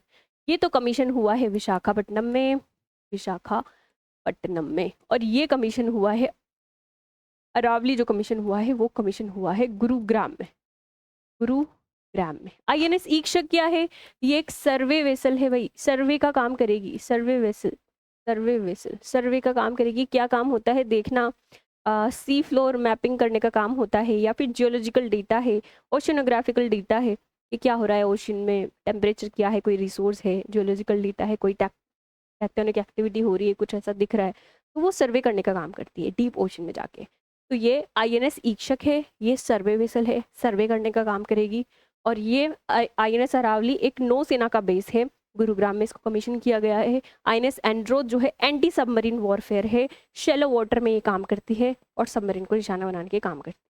किसने किसको क्या डेवलप किया है, तो garden rich ship builders and engineer Kolkata आधारित एक शिप निर्माण की कंपनी है, वो अपनी गवर्नमेंट की कंपनी है, वो ये काम करती है। आईएनएस अरावली को किसने निर्माण किया? तो Hindustan shipyard limited, Hindustan shipyard limited ने काम किया है, विशाखापट्टनम आधारित ये कंपनी है। आईएनएस ईक्षक, इसको भी garden rich ship builders and engineers ने विकसित किया है, ये कोलकाता में है। तो इतना अपन ने चीज़ देखी है। एंड्रोथ कैसे निशाना बना देगी भाई, कैसे निशाना बनाएगी? सैनिक टूट पड़ेंगे क्या सबमरीन पे जाके? नहीं, ये इस पे बहुत सारे मिसाइल्स लगी होती है, टॉर्पीडोज लगे होते हैं, रॉकेट्स लगे होते हैं, उनसे निशाना बनाने के काम करती है। तो इक्विपमेंट लगे होते हैं, उसी से निशाना बनाएगी। तो INS Androth anti submarine ship है। आईएनएस अरावली नौसेना का एक बेसिक गुरुग्राम में इसको लगाया गया है। आईएनएस इक्षक सर्वे करने का काम करेगा, सर्वे वेसल है। इसको बनाया है garden rich ship builders and engineer Kolkata. इसको बनाया है हिंदुस्तान शिपयार्ड लिमिटेड विशाखापट्टनम। इसको बनाया है garden rich ship builder engineers Kolkata. Gurugram में इसको कमीशन किया गया है। तो ये तीनों अपन ने एक साथ कवर कर लिए, इधर देख लो एक बार फिर से। और क्या डिटेल लिखी है वो देख लेते हैं अपन, क्या डिटेल लिखी है वो देख लेते हैं। एंड्रोथ नौसेना का स्वदेशी रूप से एंटी सबमरीन वॉरफेयर है, स्वदेशी इक्विपमेंट्स इसमें लगे हैं। गार्डनर शिप बिल्डर इंजीनियर्स ने इसको बनाया है। लक्षद्वीप समूह का एक द्वीप है एंड्रोथ, उसके ऊपर इसका नाम रखा गया है। Anti submarine warfare shallow watercraft, shallow यानी कि कम गहराई वाले पानी में ये ऑपरेट होगा। अभी लाइट वेट टॉर्पीडो है, रॉकेट्स है, ये सब कुछ। Sonar sound navigation and ranging, यानी कि सोनार सिस्टम से क्या होता है, डिटेक्ट करता है कोई भी ऑब्जेक्ट। और ऑब्जेक्ट ये एंटी सबमरीन है, तो सबमरीन डिटेक्ट करनी है, इसको सबमरीन डिटेक्ट कर सकते हैं। उसके लिए सोनार प्रणाली, सोनार सिस्टम इस पे लगा हुआ है। किस पे? आईएनएस एंड्रोथ पे 80% इंडिजीनियस इक्विपमेंट इस पे लगे हुए हैं। अब आईएनएस ये अदम्य अपन बाद में पढ़ेंगे। अरावली क्या है? नौसेना का एक बेस है, गुरुग्राम में लगाया गया है। नौसेना का बेस क्या होता है समझा दिया। अभी इसका एक वाक्य है, समुद्रिक सुरक्षाया सहयोगम, यानी कि सहयोग से समुद्र की सुरक्षा, सहयोग से समुद्र की सुरक्षा इसका काम है। अब हर एक जो नौसेना का एक बेस होता है उसमें एक यूनिट कमीशन की जाती है, एक यूनिट तैनात की जाती है जो सारा ऑपरेशन का काम देखती है। तो उस यूनिट के पहले कमांडर कौन है भाई? क्योंकि पहली बार कमीशन हुआ है तो पहली यूनिट है, उस पहली यूनिट के पहले कमांडर हैं कैप्टन सचिन कुमार। कैप्टन सचिन कुमार उन कमांडर का नाम है। नौसेना के एक बेस पे, उस बेस का क्या नाम है? आईएनएस अरावली है। किसने इसको बनाया? हिंदुस्तान शिपयार्ड लिमिटेड विशाखापट्टनम ने इसको डेवलप किया है। ईक्षक को यार्ड 3027 भी कहते हैं, यार्ड 3027 भी आईएनएस ईक्षक का ही नाम है। और सर्वेक्षण पोत है, इसके पहले भी सर्वेक्षण पोत 2 आ चुके हैं, आईएनएस संधायक और आईएनएस निर्देशक। आईएनएस संधायक, आईएनएस, ये तीसरा है सर्वे वेसल। ऐसे करके 4 बनाने हैं। Garden rich ship builder engineers ये बनाने का काम करता है, उसने इसको बनाया है। इतना है। अभी आईएनएस ईक्षक जो सुपुर्द किया है वो पहला ऐसा सर्वे वेसल है, पहला ऐसा सर्वे वेसल इसमें महिला अधिकारी भी शामिल है। और दूसरे सर्वे वेसल में महिला अधिकारी शामिल नहीं थी, इसमें महिला अधिकारी शामिल है। और रहने के लिए आवास व्यवस्था भी है, हाउसिंग फैसिलिटी भी है इस आईएनएस पे। तो महिला अधिकारियों और रहने के लिए आवास व्यवस्था के साथ ये पहला सर्वे वेसल है, इतना भी आपको याद रखना है। आगे चलते हैं। प्रोजेक्ट स्वायत्त, लेकिन उसके पहले एक अपना इंडियन कोस्ट गार्ड का एक शिप रह रहा था। देखो, नेवी का शिप था तो उनके पीछे उनके आगे आईएनएस इंडियन नेवल शिप्स लगे हैं। अभी नेवी का काम है गहरे समुद्र में जाके और काम करना। अपनी जो मरीन लाइन है, बॉर्डर है, उस पे भी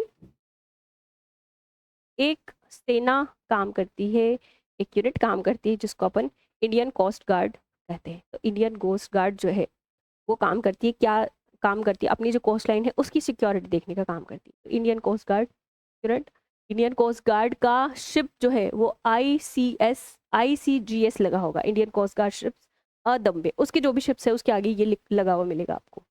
ये शोर लाइन को मॉनिटर करने के, उनकी सिक्योरिटी के काम करती है। तो इंडियन कोस्ट नेवल को तो मिल गए 3, इसको एक शिप मिला है, उसका नाम है अदम्य। उड़ीसा के पारादीप पे इसको तैनात किया गया है। ये एक गश्त पोत है, गश्त पोत यानी कि पेट्रोलिंग के काम करता है। क्या है एक और देख लेते हैं इसी के साथ, इसको कर लेते हैं स्मॉल और इधर शिफ्ट कर लेते हैं। के बाद ये तो आईएनएस के 3 देखे। इंडियन कोस्ट गार्ड का शिप है जिसका नाम है अदम्य, अदम्य इसका नाम दिया है। क्या है ये? Fast patrolling vessel, vessel. Patrolling करने का, पेट्रोलिंग मतलब क्या होता है कि गश्त लगाना, गश्त लगाते हैं, जैसे पुलिस भी पेट्रोलिंग करती है, रात में सड़कों पर घूमती है, गश्त लगाती है ताकि कोई इलीगल एक्टिविटी तो नहीं हो रही है। तो इसका काम भी यही है कि शोर लाइन पे कोई इलीगल एक्टिविटी तो नहीं हो रही है। क्या इलीगल एक्टिविटीज हो सकती है शोर लाइन पे? इनफिल्ट्रेशन हो सकता है कि कोई दूसरा दुश्मन देश से कोई घुसपैठ तो नहीं कर रहा है, स्मगलिंग तो नहीं हो रही है, ट्रैफिकिंग तो नहीं हो रही है, ड्रग्स हथियार इधर से उधर तो नहीं लेके जा रहे हैं। इस तरह की सिक्योरिटी देखने का काम करता है। सिक्योरिटी देखने के साथ साथ रेस्क्यू ऑपरेशन में भी ये काम आता है। Rescue operation, rescue operation, search operation. भाई कोई शिप आ रही है, कोई जहाज आ रहा है, वो डूब गया बीच में ही, तो सर्च ऑपरेशन अपने को चलाने पड़ते हैं। सुनामी आ गई है, प्राकृतिक आपदा, चक्रवात कोई आ गया है, तो उसमें भी सर्च एंड रेस्क्यू ऑपरेशन अपने को चलाने पड़ते हैं, तो वो उसमें भी सहायता करता है। तो इंडियन कोस्ट गार्ड को एक शिप मिला है, INS अदम्य। ये एक फास्ट पेट्रोलिंग वेसल है। किसने बनाया है इसको? इसको बनाया है गोवा शिपयार्ड लिमिटेड ने, गोवा शिपयार्ड लिमिटेड ने। अब देख लो, इसको लिंक करके याद कर लो। ये सारे तो garden reach ship builder engineers, garden reach ship builder engineers Androth को और ईक्षक को। अरावली को बनाया है हिंदुस्तान शिपयार्ड लिमिटेड ने, और अदम्य को बनाया है स्मगलिंग वगैरह, ट्रैफिकिंग उधर गोवा साइड में हो सकता है ज़्यादा होती हो, तो ऐसे लिंक कर लो। ऐसा कह नहीं रही हूँ ज़्यादा होती है, बट लिंक कर लो तो याद हो जाएगा कि गोवा शिपयार्ड लिमिटेड ने इंडियन कोस्ट गार्ड शिप अदम्य को बनाया है। तो ये 4 अपन ने कवर कर लिए हैं, चारों इधर कवर कर लिए। अब आगे चलते हैं। उड़ीसा के पारादीप पे इसको तैनात किया गया है, ये हो गया।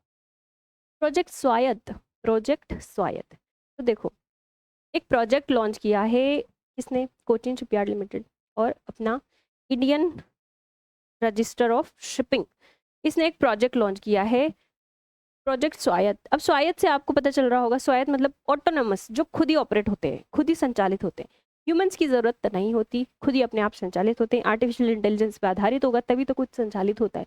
तो प्रोजेक्ट स्वायत्त लॉन्च करने जा रहे हैं, जिसका उद्देश्य भारत का पहला मेरीटाइम ऑटोनमस सरफेस शिप विकसित करना है। एक ऐसा शिप विकसित करने जा रहे हैं जो खुद संचालित होगा, ह्यूमंस की को ऑपरेट करने की उस शिप को ज़रूरत नहीं होगी, खुद से ही संचालित होगा। वो वाला शिप हम डेवलप करने जा रहे हैं, सरफेस शिप, उसका नाम है मेरीटाइम ऑटोनोमस सरफेस शिप।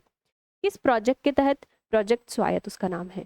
कौन कर रहा है ये काम? तो Indian register of shipping IRS और कोचिन शिपयार्ड लिमिटेड के सहयोग से ये ऑपरेशन चलने वाला, ये प्रोजेक्ट चलने वाला है। अब इंडियन रजिस्टर ऑफ शिपिंग क्या होती है?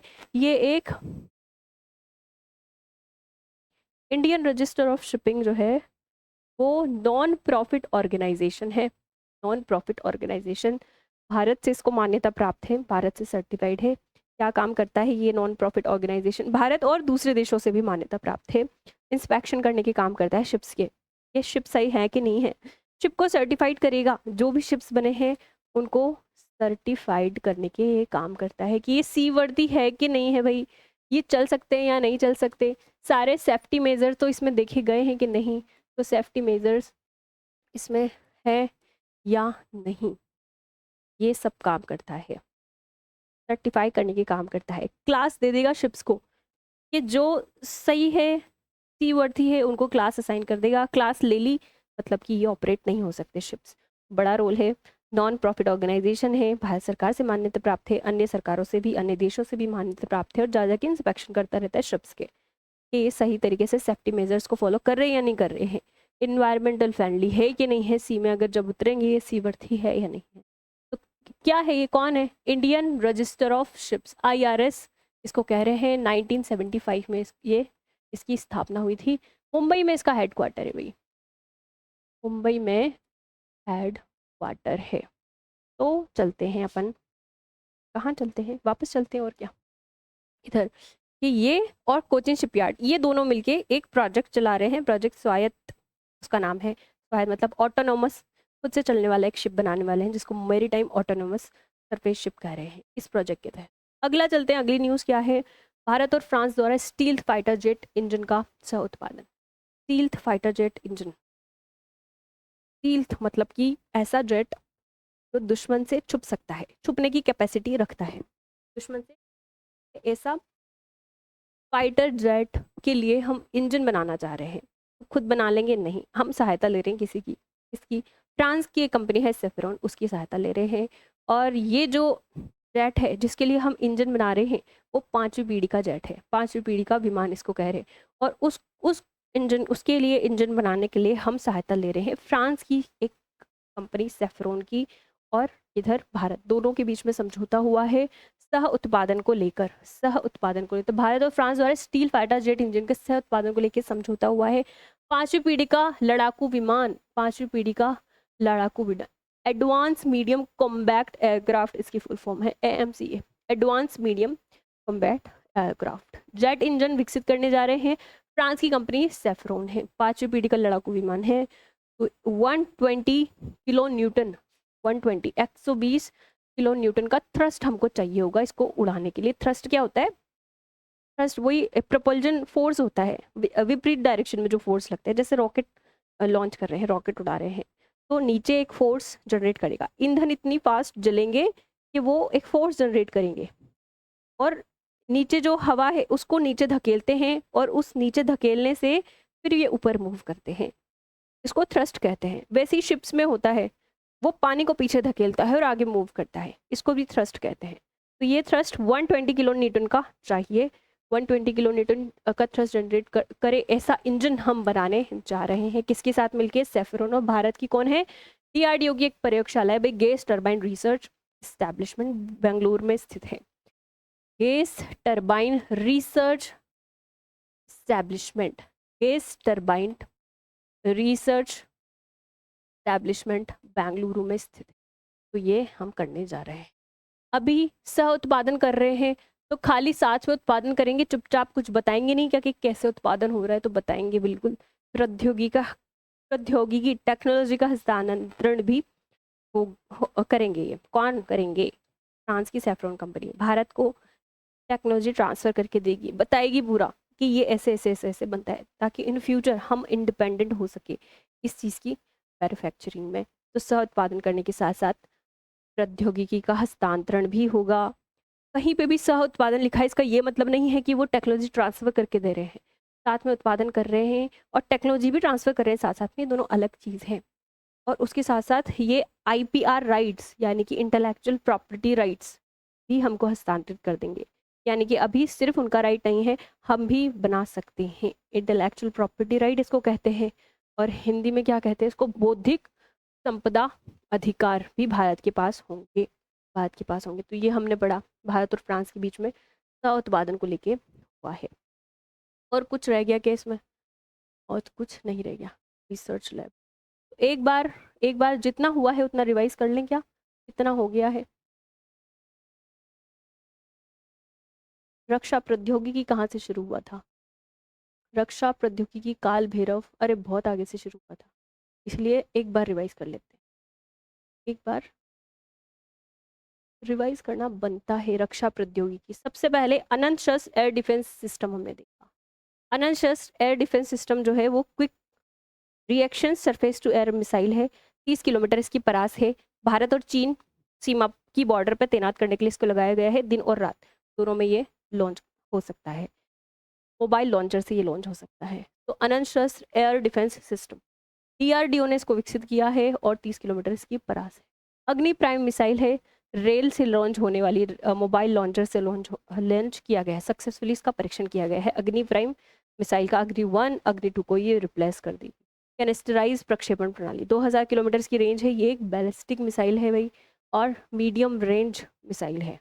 मीडियम रेंज परमाणु पारंपरिक दोनों हथियार अपने साथ लेके जा सकती। 295 में एक विमान है फ्रांस की एयरबस कंपनी हमको दे रही है। 2021 में 56 विमान हमको देने के लिए अनुबंध हुआ था, समझौता हुआ था, इसमें से 16 दे दिए हैं, 40 दोनों साथ मिलकर उत्पादन करेंगे। कहाँ उत्पादन करेंगे? Tata advance system limited, Vadodara Gujarat में स्टैब्लिश है, टाटा की एक शाखा है वहाँ पे। भारत का पहला रक्षा निर्माण संयंत्र मोरक्को में स्थापित किया जा रहा है, और वहाँ पे एक व्हील आर्म प्लेटफॉर्म 8x8 लेके जाएंगे, और वहाँ पे ये रक्षा निर्माण का काम होगा।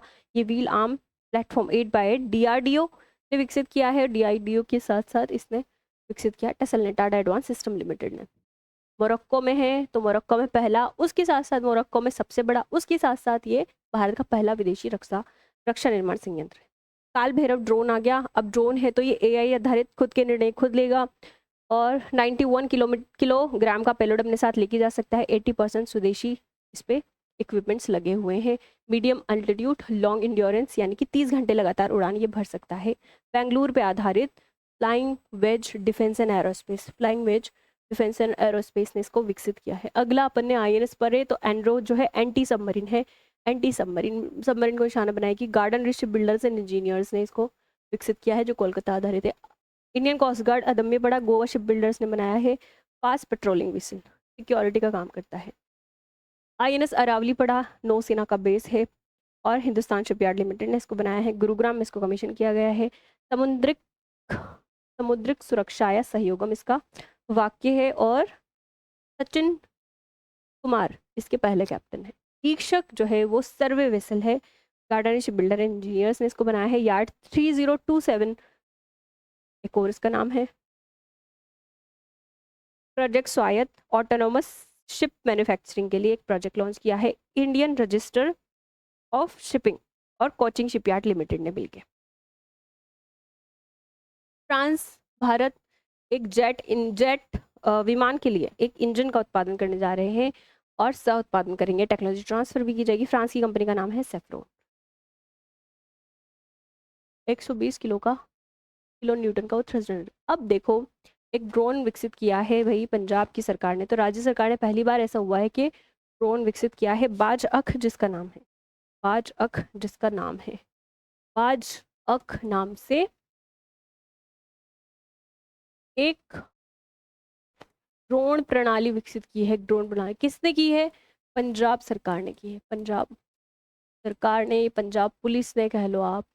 कहाँ पे तैनात होगी? तो पंजाब से जो बॉर्डर लग रही है पाकिस्तान की, वहाँ पे तैनात होगी। क्यों भाई? एक परेशानी चल रही है पंजाब में, आप सबको पता है कि पंजाब में ड्रग एडिक्शन, लोग ड्रग एडिक्ट, वहाँ के जो यूथ है वो बहुत ज़्यादा है, तो ड्रग्स बहुत ज़्यादा सप्लाई होते हैं इलीगली और ड्रोन के थ्रू बहुत ज़्यादा आते हैं। पिछले साल लगभग 500 के आसपास ड्रोन पकड़े थे। 2025 में अकेले 300 के आसपास ड्रोन वो पकड़ चुके हैं, जिससे ड्रग सप्लाई हो रहे हैं और कभी कभी ड्रोन से हथियार भी सप्लाई होते हैं इधर। तो उन चीज़ों, उस समस्या का निदान करने के लिए पंजाब की सरकार ने बाज अख नाम से एक ड्रोन जो है वो विकसित किया है। ये 9 ऐसे ड्रोन होंगे और तैनात होंगे बॉर्डर पे। ड्रोन है और ड्रोन को ही नष्ट कर देंगे, सामने आने वाले ड्रोन को ये नष्ट कर सकते हैं। AI आधारित है, आर्टिफिशियल इंटेलिजेंस पे आधारित है, खुद ये निर्णय ले सकते हैं। किसने लॉन्च किया? पंजाब की सरकार ने। क्या नाम है ड्रोन का? बाज अख ड्रोन। ये पूरी एक प्रणाली है पंजाब सरकार द्वारा सीमा पर मादक पदार्थ ड्रग्स की तस्करी को रोकने के लिए सीमावर्ती क्षेत्रों में एक ड्रोन सिस्टम, एक एंटी ड्रोन सिस्टम, सामने वाले ड्रोन को नष्ट करने के लिए एंटी ड्रोन सिस्टम तैनात किया जाएगा। अगला कोई है तो आईडेक्स डीओ, आईडेक्स की डिफेंस इनोवेशन ऑर्गेनाइजेशन। आईडेक्स क्या है? एक पहल है 2018 में मोदी जी द्वारा चलाई थी, आपको पता होगा 2018 में इसकी शुरुआत की गई थी। क्या नाम, क्या काम था भैया? कि डिफेंस में, डिफेंस क्षेत्र में नवाचार करने का काम था। डिफेंस इक्विपमेंट जो बना रहे हैं उस पर नए नए इनोवेशंस हो, अच्छी क्वालिटी के इक्विपमेंट्स, गुणवत्ता अपन सुधार कर पाएँ। और गुणवत्ता सुधार करने के साथ साथ कैसे होगा ये सब कि डिफेंस मैन्युफैक्चरिंग में स्टार्टअप्स को बढ़ावा देना, MSMEs को बढ़ावा देना। उसके लिए आईडेक्स प्रोग्राम प्रदर्शनी भी लगाई जा सकती है, लगाई जाती है। तो आईडेक्स की एक शाखा है, आईडेक्स की एक शाखा है और डिफेंस इनोवेशन ऑर्गेनाइजेशन इसका नाम है। आईडेक्स की शाखा है, डिफेंस इनोवेशन ऑर्गेनाइजेशन इसका नाम है। उसने समझौता किया है इडसिल के साथ। इडसिल एक कंपनी है, पब्लिक सेक्टर ऑर्गेनाइजेशन है। अपने PSUs 3 कैटेगरी में होते हैं, आपको पता है। PSUs जो होते हैं वो 3 कैटेगरी में होते हैं। महारत्न होते हैं, मिनी रत्न होते हैं। मिनी रत्न श्रेणी 1 होता है, श्रेणी 2 होता है, ऐसे कंपनियां होती है PSU। उसमें मिनी रत्न श्रेणी 1 का ये PSU है इडसिल। तो इसने इडसिल ने और आईडेक्स की defence innovation organisation, defence innovation organisation जो ऑलरेडी नवाचार करने के काम करती, आईडीओ और इडसिल ने एक समझौता किया है एक साथ कि हम ऐसी कोई तकनीक विकसित करेंगे जो डुअल यूज़ होगी। डुअल यूज़ होगी, यहाँ पे लिखा नहीं है क्या? इसका उद्देश्य डुअल यूज़ वाली आधुनिक तकनीक का विकास करना है। एक समझौता किया है। डुअल यूज़ मतलब कि ऐसी तकनीक जिसका दो यूज़ हो सकता है, एक तीर से दो निशाने वाला काम। कोई भी ऐसी टेक्नोलॉजी है जैसे जैसे गूगल मैप, जीपीएस है, जीपीएस है, तो आपके काम भी आ रहा है नेविगेशन, रास्ता वास्ता देखने के, मिलिट्री की काम भी आता है, तो वो डुअल यूज़ टेक्नोलॉजी हो गई। न्यूक्लियर न्यूक्लियर पावर प्लांट है, अब उसमें आप पावर भी जनरेट कर सकते हैं न्यूक्लियर टेक्नोलॉजी से। न्यूक्लियर टेक्नोलॉजी है, उससे आप पावर भी जनरेट कर सकते हो और न्यूक्लियर वीपन भी तो बना सकते हो, तो वो आर्मी के लिए भी यूज़ होंगे, मिसाइल्स में जो न्यूक्लियर वीपन यूज़, तो वो डुअल टेक्नोलॉजी हो गया। इस तरीके से दो काम करने वाली एक तकनीक जो दो आधार पे दो उद्देश्यों के लिए काम की जा सकती है। ऐसी तकनीक विकसित करने के लिए किसने किसने समझौता किया है, तो ये है, किसने समझौता किया है, आईडेक्स। आईडेक्स एक पहल है, आईडेक्स एक पहल है, 2018 में शुरुआत की गई थी नवाचार को बढ़ाने के लिए। तो इसी का एक ऑर्गेनाइजेशन है इनोवेशन डिफेंस ऑर्गेनाइजेशन, आईडो। आईडेक्स का इनोवेशन डिफेंस ऑर्गेनाइजेशन है वो, और भारत की पीएसयू है इडसिल। इडसिल वो दोनों साथ आई, इन दोनों ने साथ में किया समझौता। समझौता किया किस बात के लिए, कि रक्षा प्रौद्योगिकी में अब जो इक्विपमेंट बनाएंगे उनका डुअल यूज हो, तो डुअल यूज वाली रक्षा प्रौद्योगिकी या तकनीक विकसित करने के लिए समझौता किया गया है। तो ये हमने देखा। अगला चलते हैं, स्वास्थ्य पे आधारित तकनीक आ गई है भाई, रक्षा प्रौद्योगिकी हो चुकी है खत्म, रक्षा प्रौद्योगिकी खत्म हो चुकी है, और मैं चाह रही हूँ कि एक बार और देख लेते हैं, एक बार और देख लेते हैं रक्षा प्रौद्योगिकी। तो सबसे पहले हमने क्या देखा,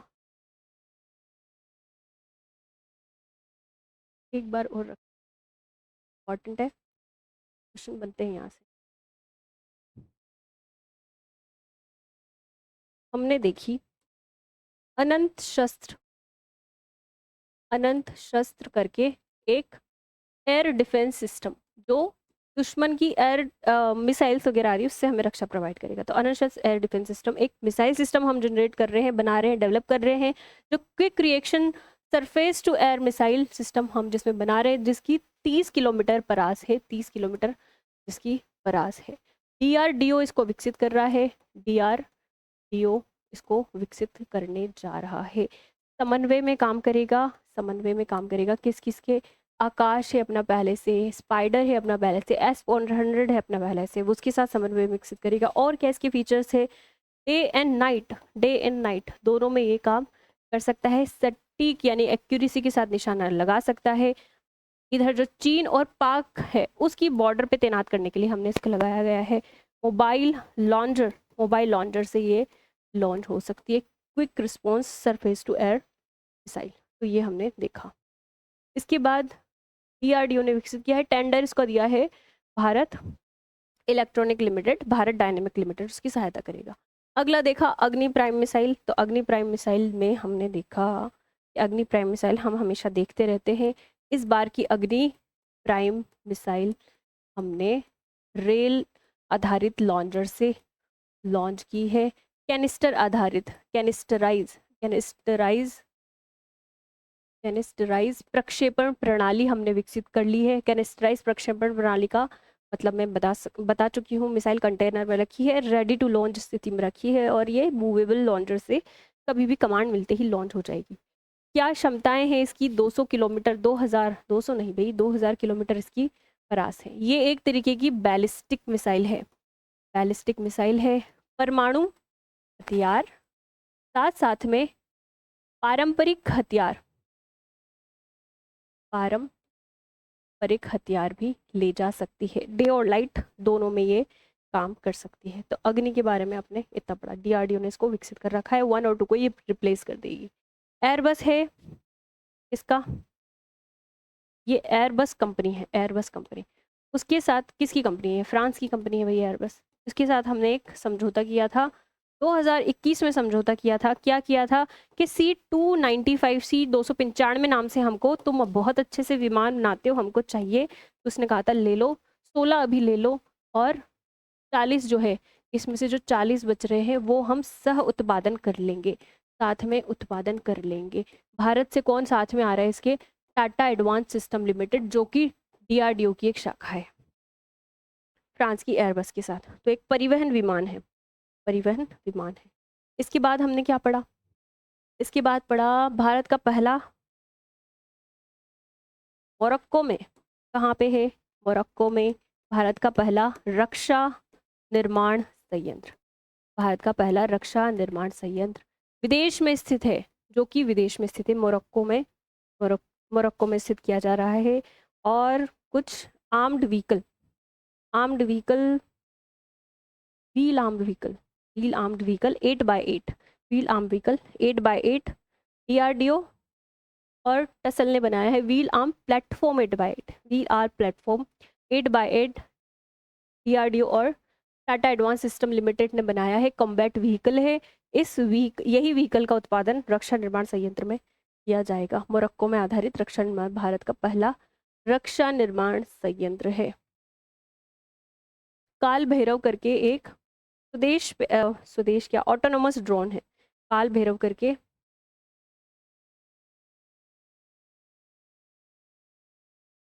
ऑटोनोमस ड्रोन। ऑटोनोमस का मतलब क्या हो गया? एआई पे आधारित है भाई, और खुद ही निर्णय लेगा, खुद ही निर्णय लेगा कि क्या कब उड़ान भरनी है और किसको निशाना बनाना है। इस तरीके का ड्रोन विकसित किया गया है। 91 किलोग्राम पेलोड क्षमता लेके जा सकता है। 80% जो है ये स्वदेशी है। बेंगलुरु स्थित Flying Wedge Defence and Aerospace ने इसको विकसित किया है। माले ड्रोन यानी कि मीडियम एल्टीट्यूड लॉन्ग इंड्योरेंस, 30 घंटे तक ये उड़ान भर सकता है। आगे चलते हैं। आईएनएस एंड्रोथ, और ये पहले से अपन ने पढ़ा है। देखो इसकी स्लाइड में तो पहले से लिखा है, क्यों टाइम वेस्ट करना। इधर देखो सारे आईएनएस लिख रखे हैं, INS Androth, INS Aravalli, INS Ikshak, तीन तो नवल शिप्स हैं। आईएनएस एंड्रोथ एंटी सबमरीन है, सबमरीन को निशाना बनाएगा, और लाइट वेट टॉर्पेडो, रॉकेट्स, ये सब इस पे तैनात है। विशाखापट्टनम में इसको तैनात किया गया है, कमीशन किया गया है। Garden ship builders and engineers, इसने इसका विकास किया है। आईएनएस अरावली नौसेना का एक बेस है। नौसेना के जो सारे काम है एक तरीके के सेंटर का काम करेगा। ट्रेनिंग देना है, हाउसिंग देनी है, रीआर्म्ड करने हैं, रिपेयर करना है, रिफ्यूलिंग करनी है। गुरुग्राम में इसको कमीशन किया गया है, गुरुग्राम में स्थापित किया गया है। हिंदुस्तान शिपयार्ड लिमिटेड विशाखापट्टनम ने इसको बनाया है। आईएनएस ईक्षक बड़ा एक सर्वे करने का काम करेगा, सी फ्लोर, सी बेड मैपिंग, ये सब कुछ जियोलॉजिकल डेटा आपको देगा। Garden ship builders engineer Kolkata ने इसको बनाया है। इंडियन कोस्ट गार्ड का शिप है अदम्य, फास्ट पेट्रोलिंग व्हीसल, फास्ट तरीके से मूव करके पेट्रोलिंग करने का, निगरानी करने का काम करेगा। स्मगलिंग, ट्रैफिकिंग ये तो नहीं हो रही है। रेस्क्यू सर्च ऑपरेशन में मदद करेगा। गोवा शिपयार्ड लिमिटेड ने इसको बनाया है, गोवा शिपयार्ड लिमिटेड ने इसको बनाया है। उसके बाद ये तीनों अपने हो गए।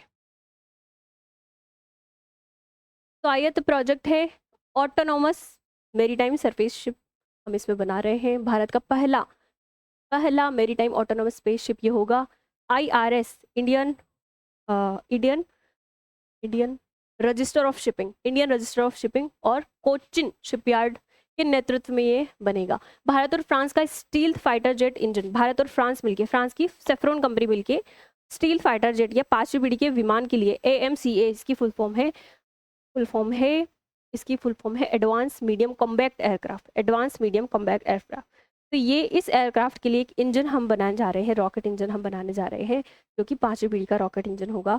उसके लिए फ्रांस की सेफ्रॉन कंपनी की हम सहायता ले रहे हैं। तो फ्रांस की सेफ्रॉन कंपनी ने हमें IPR, इंटेलेक्चुअल प्रॉपर्टी राइट्स, और प्रौद्योगिकी हस्तांतरण दोनों करके दिए हैं। सह उत्पादन इसका किया जाएगा। सह उत्पादन कौन करेगी? DRDO की gas turbine research lab saffron के साथ। बाज अक करके पंजाब की सरकार ने सीमावर्ती क्षेत्रों में तैनात करने के लिए ड्रोन प्रणाली, एंटी ड्रोन प्रणाली विकसित की है।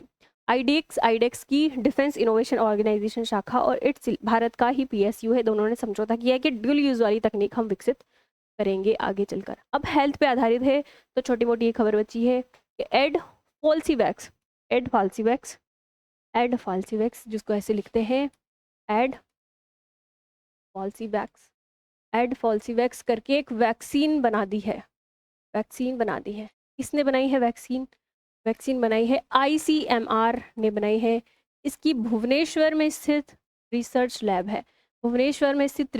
है, वहाँ पे ICMR ने ये वैक्सीन बनाई थी एडफाल्सीवैक्स, जो कि मलेरिया का इलाज करने में काम करती है, एडफाल्सीवैक्स। अब आईसीएमआर ने तो ये वैक्सीन बना दी। अब इसका बल्क में उत्पादन करने के लिए उसको किसी न किसी को टेंडर देना होता है, लाइसेंस देना होता है।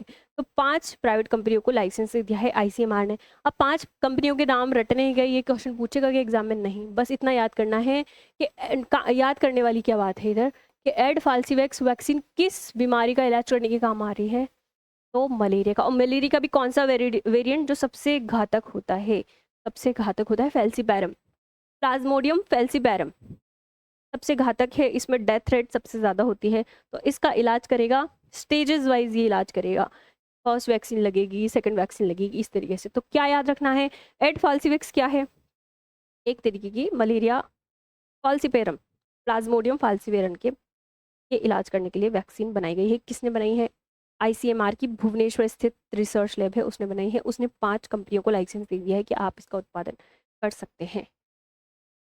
ब्रेन, ब्रेन करके क्या है, ब्रेन करके फुल फॉर्म है Bharat bio design research and innovation. Bharat bio design research, Andhra Pradesh की सरकार ने अपनी हेल्थ मतलब कि स्वास्थ्य सेवा को इम्प्रूव करने के लिए, उसमें नवाचार हो, हेल्थ क्वालिटी अच्छी हो, जो स्वास्थ्य सेवा प्रोवाइड करता है वो अच्छी गुणवत्ता की हो, इसके लिए एक पहल शुरू की है जिसका नाम है ब्रेन। फुल फॉर्म है Bharat bio design research and innovation. जो भी इक्विपमेंट बनते हैं हेल्थ से रिलेटेड, जो भी मेडिसिन बनती है उसमें नवाचार करना, इक्विपमेंट्स में नवाचार करना, रिसर्च को बढ़ावा देना, इसके लिए सहयोग इसका ले रहा है एशिया प्रशांत बायो डिज़ाइन अलायंस और स्टैनफोर्ड बायो डिज़ाइन। एशिया प्रशांत bio design alliance, Stanford bio design का ये सहायता ले रहा है। कौन सी सरकार है भाई, आंध्र प्रदेश। क्या नाम है पहल का, पहल का नाम है ब्रेन। ब्रेन की फुल फॉर्म क्या है, ब्रेन की फुल फॉर्म है Bharat bio design research and innovation. Bharat bio design research and innovation. Goa में एक संस्था स्थित है, भारतीय आयुर्वेद संस्था, गोवा में स्थित है। अब उसने 2 सेंटर्स स्टैब्लिश किए हैं, 2 सेंटर, एक तो न्यूरो पुनर्वास केंद्र और एक गोवा में भारतीय आयुर्वेद संस्था है। कहाँ है, गोवा में, गोवा में 2 केंद्र स्थापित किए हैं, न्यूरो पुनर्वास केंद्र, न्यूरो पुनर्वास केंद्र और ऑन्कोलॉजी, ऑन्कोलॉजी, ऑन्कोलॉजी पे रिसर्च और समाधान केंद्र। एकीकृत केंद्र है, न्यूरो का मतलब होता है तंत्रिका तंत्र। तो ऐसे छोटे बच्चे जो तंत्रिका तंत्र जैसी समस्याओं से, तंत्रिका तंत्र संबंधित समस्याओं से ग्रसित है, यानी कि मेंटली चैलेंज्ड होते हैं कुछ लोग, जो जिनका मेंटल डेवलपमेंट अच्छे से नहीं हो पाता है, तो उस तरीके का इलाज यहाँ पे किया जाएगा। ऑन्कोलॉजी से मतलब होता है कैंसर से, ऑन्कोलॉजी वर्ड कैंसर से रिलेट करता है, तो कैंसर का इलाज यहाँ पे किया जाएगा। ये जो दोनों केंद्र हैं वो एकीकृत केंद्र इनको बोला जा रहा है। क्यों भैया इंटीग्रेटेड, बहुत सारे, कोई एक चिकित्सा पद्धति नहीं, जैसे आयुर्वेद हो गया, योगा हो गया, कीमोथेरेपी हो गई, स्पीच थेरेपी हो गई, ये सारे मिलाकर के इसमें इलाज प्रोवाइड किया जाएगा। कोई एक एलोपैथी का ही यूज़ नहीं किया जाएगा, कोई योगा का ही यूज़ नहीं किया जाएगा, कोई आयुर्वेद का ही यूज़ नहीं किया जाएगा। आयुर्वेद हो गया, स्पीच थेरेपी हो गई, इधर कीमोथेरेपी हो गई, तो इन सब का ये योगा हो गया, सबका इलाज। तो भारतीय आयुर्वेद संस्था गोवा में स्थित, इसने 2 काम किए हैं भाई, न्यूरो पुनर्वास केंद्र और ऑन्कोलॉजी समाधान केंद्र या रिसर्च केंद्र जो भी है। न्यूरो पुनर्वास केंद्र का नाम इसने प्रयास दिया है, प्रयास दिया है, प्रयास दिया है। अखिल भारतीय आयुर्वेद संस्था गोवा में है, एकीकृत न्यूरो पुनर्वास केंद्र। अखिल भारतीय आयुर्वेद संस्था गोवा ने ही भारत के पहले एकीकृत ऑन्कोलॉजिकल अनुसंधान एवं देखभाल केंद्र कैंसर के लिए शुरुआत की है। गोवा सरकार टाटा मेमोरियल सेंटर का ACTREC, नहीं इतना नहीं पूछता, आप केंद्रों के नाम याद रखो और किसने विकसित किया है ये याद रखो। आगे क्या खबर है, आगे और खबर देख लेते हैं। 12 lead ECG system, 12 lead ECG, ECG क्या होती है, इलेक्ट्रोकार्डियोग्राम करके एक मशीन होती है, इलेक्ट्रोकार्डियोग्राम मशीन, जो आपकी हार्ट रेट कितनी है, आपके हार्ट की स्थिति क्या है, कोई वॉल्व ब्लॉकेज तो नहीं है, कोई हार्ट अटैक तो नहीं आ सकता इन फ्यूचर, ये हार्ट की मसल्स कैसे काम कर रही है आपकी, वो सही से काम कर रहा है कि नहीं, या आपका पूरा वो इम्पल्स, इलेक्ट्रिक इम्पल्स ग्राफ पूरा जनरेट करके दे देता है, आपको पता होगा ये मशीन में ऐसा, जिसको ग्राफ वो चलता रहता है। तो ये ईसीजी मशीन, ये पूरा आपका हार्ट कैसे काम कर रहा है, ठीक तरीके से काम कर रहा है कि नहीं कर रहा है, वो आपको बता के दे देता है। मशीन बहुत बड़ी होती है भाई, ये पूरे जो अच्छे हॉस्पिटल्स है वहाँ आपको मिल सकता है, कैरी करके इधर से उधर नहीं ले जा सकते। और तो दूसरे जितने भी डॉक्टर्स हैं हार्ट से रिलेटेड, उनके पास ये मशीन नहीं हो सकती, नहीं हो सकती। तो सबके पास इसकी अवेलेबिलिटी हो, ईजी टू कैरी हो, ताकि इसकी रीच बढ़े इस मशीन की, क्योंकि युवाओं में बहुत ज़्यादा हार्ट अटैक के केसेस बढ़ते जा रहे हैं, ऐसा अपन ने देखा है। तो इसके लिए ही एक पॉकेट साइज की ईसीजी मशीन डेवलप की है, पॉकेट साइज की, बहुत छोटी, जिसको कह रहे हैं 12 lead ECG machine. Pocket size की है ये, पॉकेट साइज की, हैंड हेल्ड है, इसीलिए लिखा है यहाँ पे हैंड हेल्ड, हाथ में आप उठा सकते हो। एआई से संचालित होने वाली hand held 12 lead ECG machine को लॉन्च किया है, बेंगलुरु में लॉन्च किया है। यूएस से आधारित एक अलाइव कोर कंपनी है, यूएस की आधारित अलाइव कोर कंपनी है, यूएस आधारित है, जिसकी एक शाखा बैंगलोर में भी है, जिसकी एक शाखा बैंगलोर में भी है। उसने ये मशीन लेके आया है और भारत सरकार ने अनुमति दे दी है कि आप इस मशीन को यहाँ ऑपरेट कर सकते हो, सही से काम कर रही है, ताकि अवेलेबिलिटी बढ़े, रीच बढ़े, और लोगों को पता चले कि हार्ट की कंडीशन उनकी क्या है, ताकि हार्ट अटैक के केसेस जो आ रहे हैं वो थोड़े से कम हो सके, इस हार्ट से संबंधित समस्याओं का इलाज जो है उसकी पहुंच बढ़ सके। AI powered handheld ECG machine, तो 12 lead ECG system, pocket size handheld है, अलीव कोर यूएस की कंपनी है, बैंगलोर में स्थित है कंपनी, और उसको ऑपरेट करने के लिए लाइसेंस दे दिया है। कार्डियक 12L इसका एक और नाम है, क्यों भाई चल जा, cardiac 12L, cardia 12L, cardia 12L, cardia 12L इसका एक नाम। ये अपन ने देखा। केंद्र सरकार ने 2047 तक भारत को सिकल सेल, एक आपको याद होगा, इधर कुछ नहीं है खबर में कुछ नहीं है। 1 जुलाई 2023 का समय, और मध्य प्रदेश के शहडोल से भारत के प्रधानमंत्री जी ने एक मिशन की घोषणा की थी, जिसको कह रहे हैं सिकल सेल एनीमिया मुक्त मिशन। ये मिशन की घोषणा की शहडोल से 1 जुलाई 2023 को।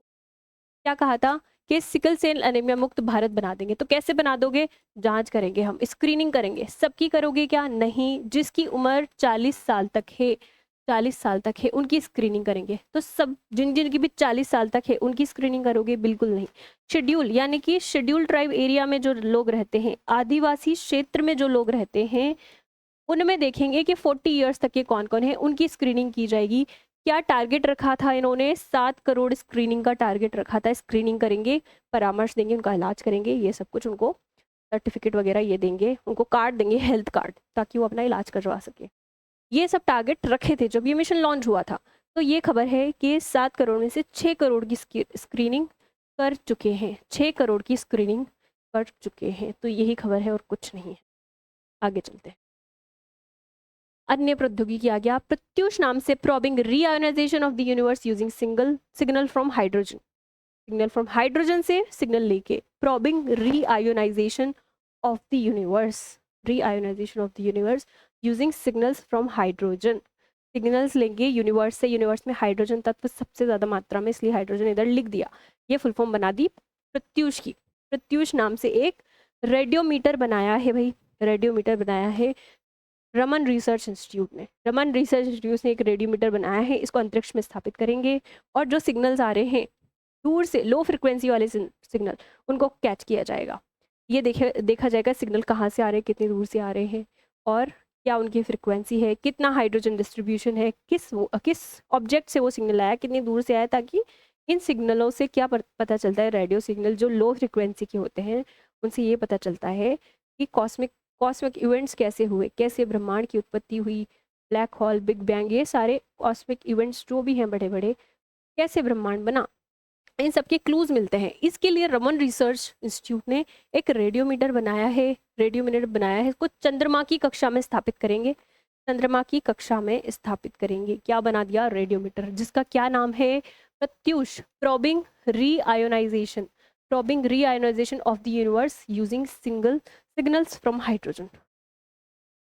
ब्रह्मांड के इतिहास को समझने में इसको मदद मिलेगी। ये सब कुछ यहाँ पे लिखा हुआ है। अगली क्या बात हो गई है, भारत का पहला पूर्णतः स्वदेशी 4G नेटवर्क, पांचवा ऐसा देश बन गया है भारत।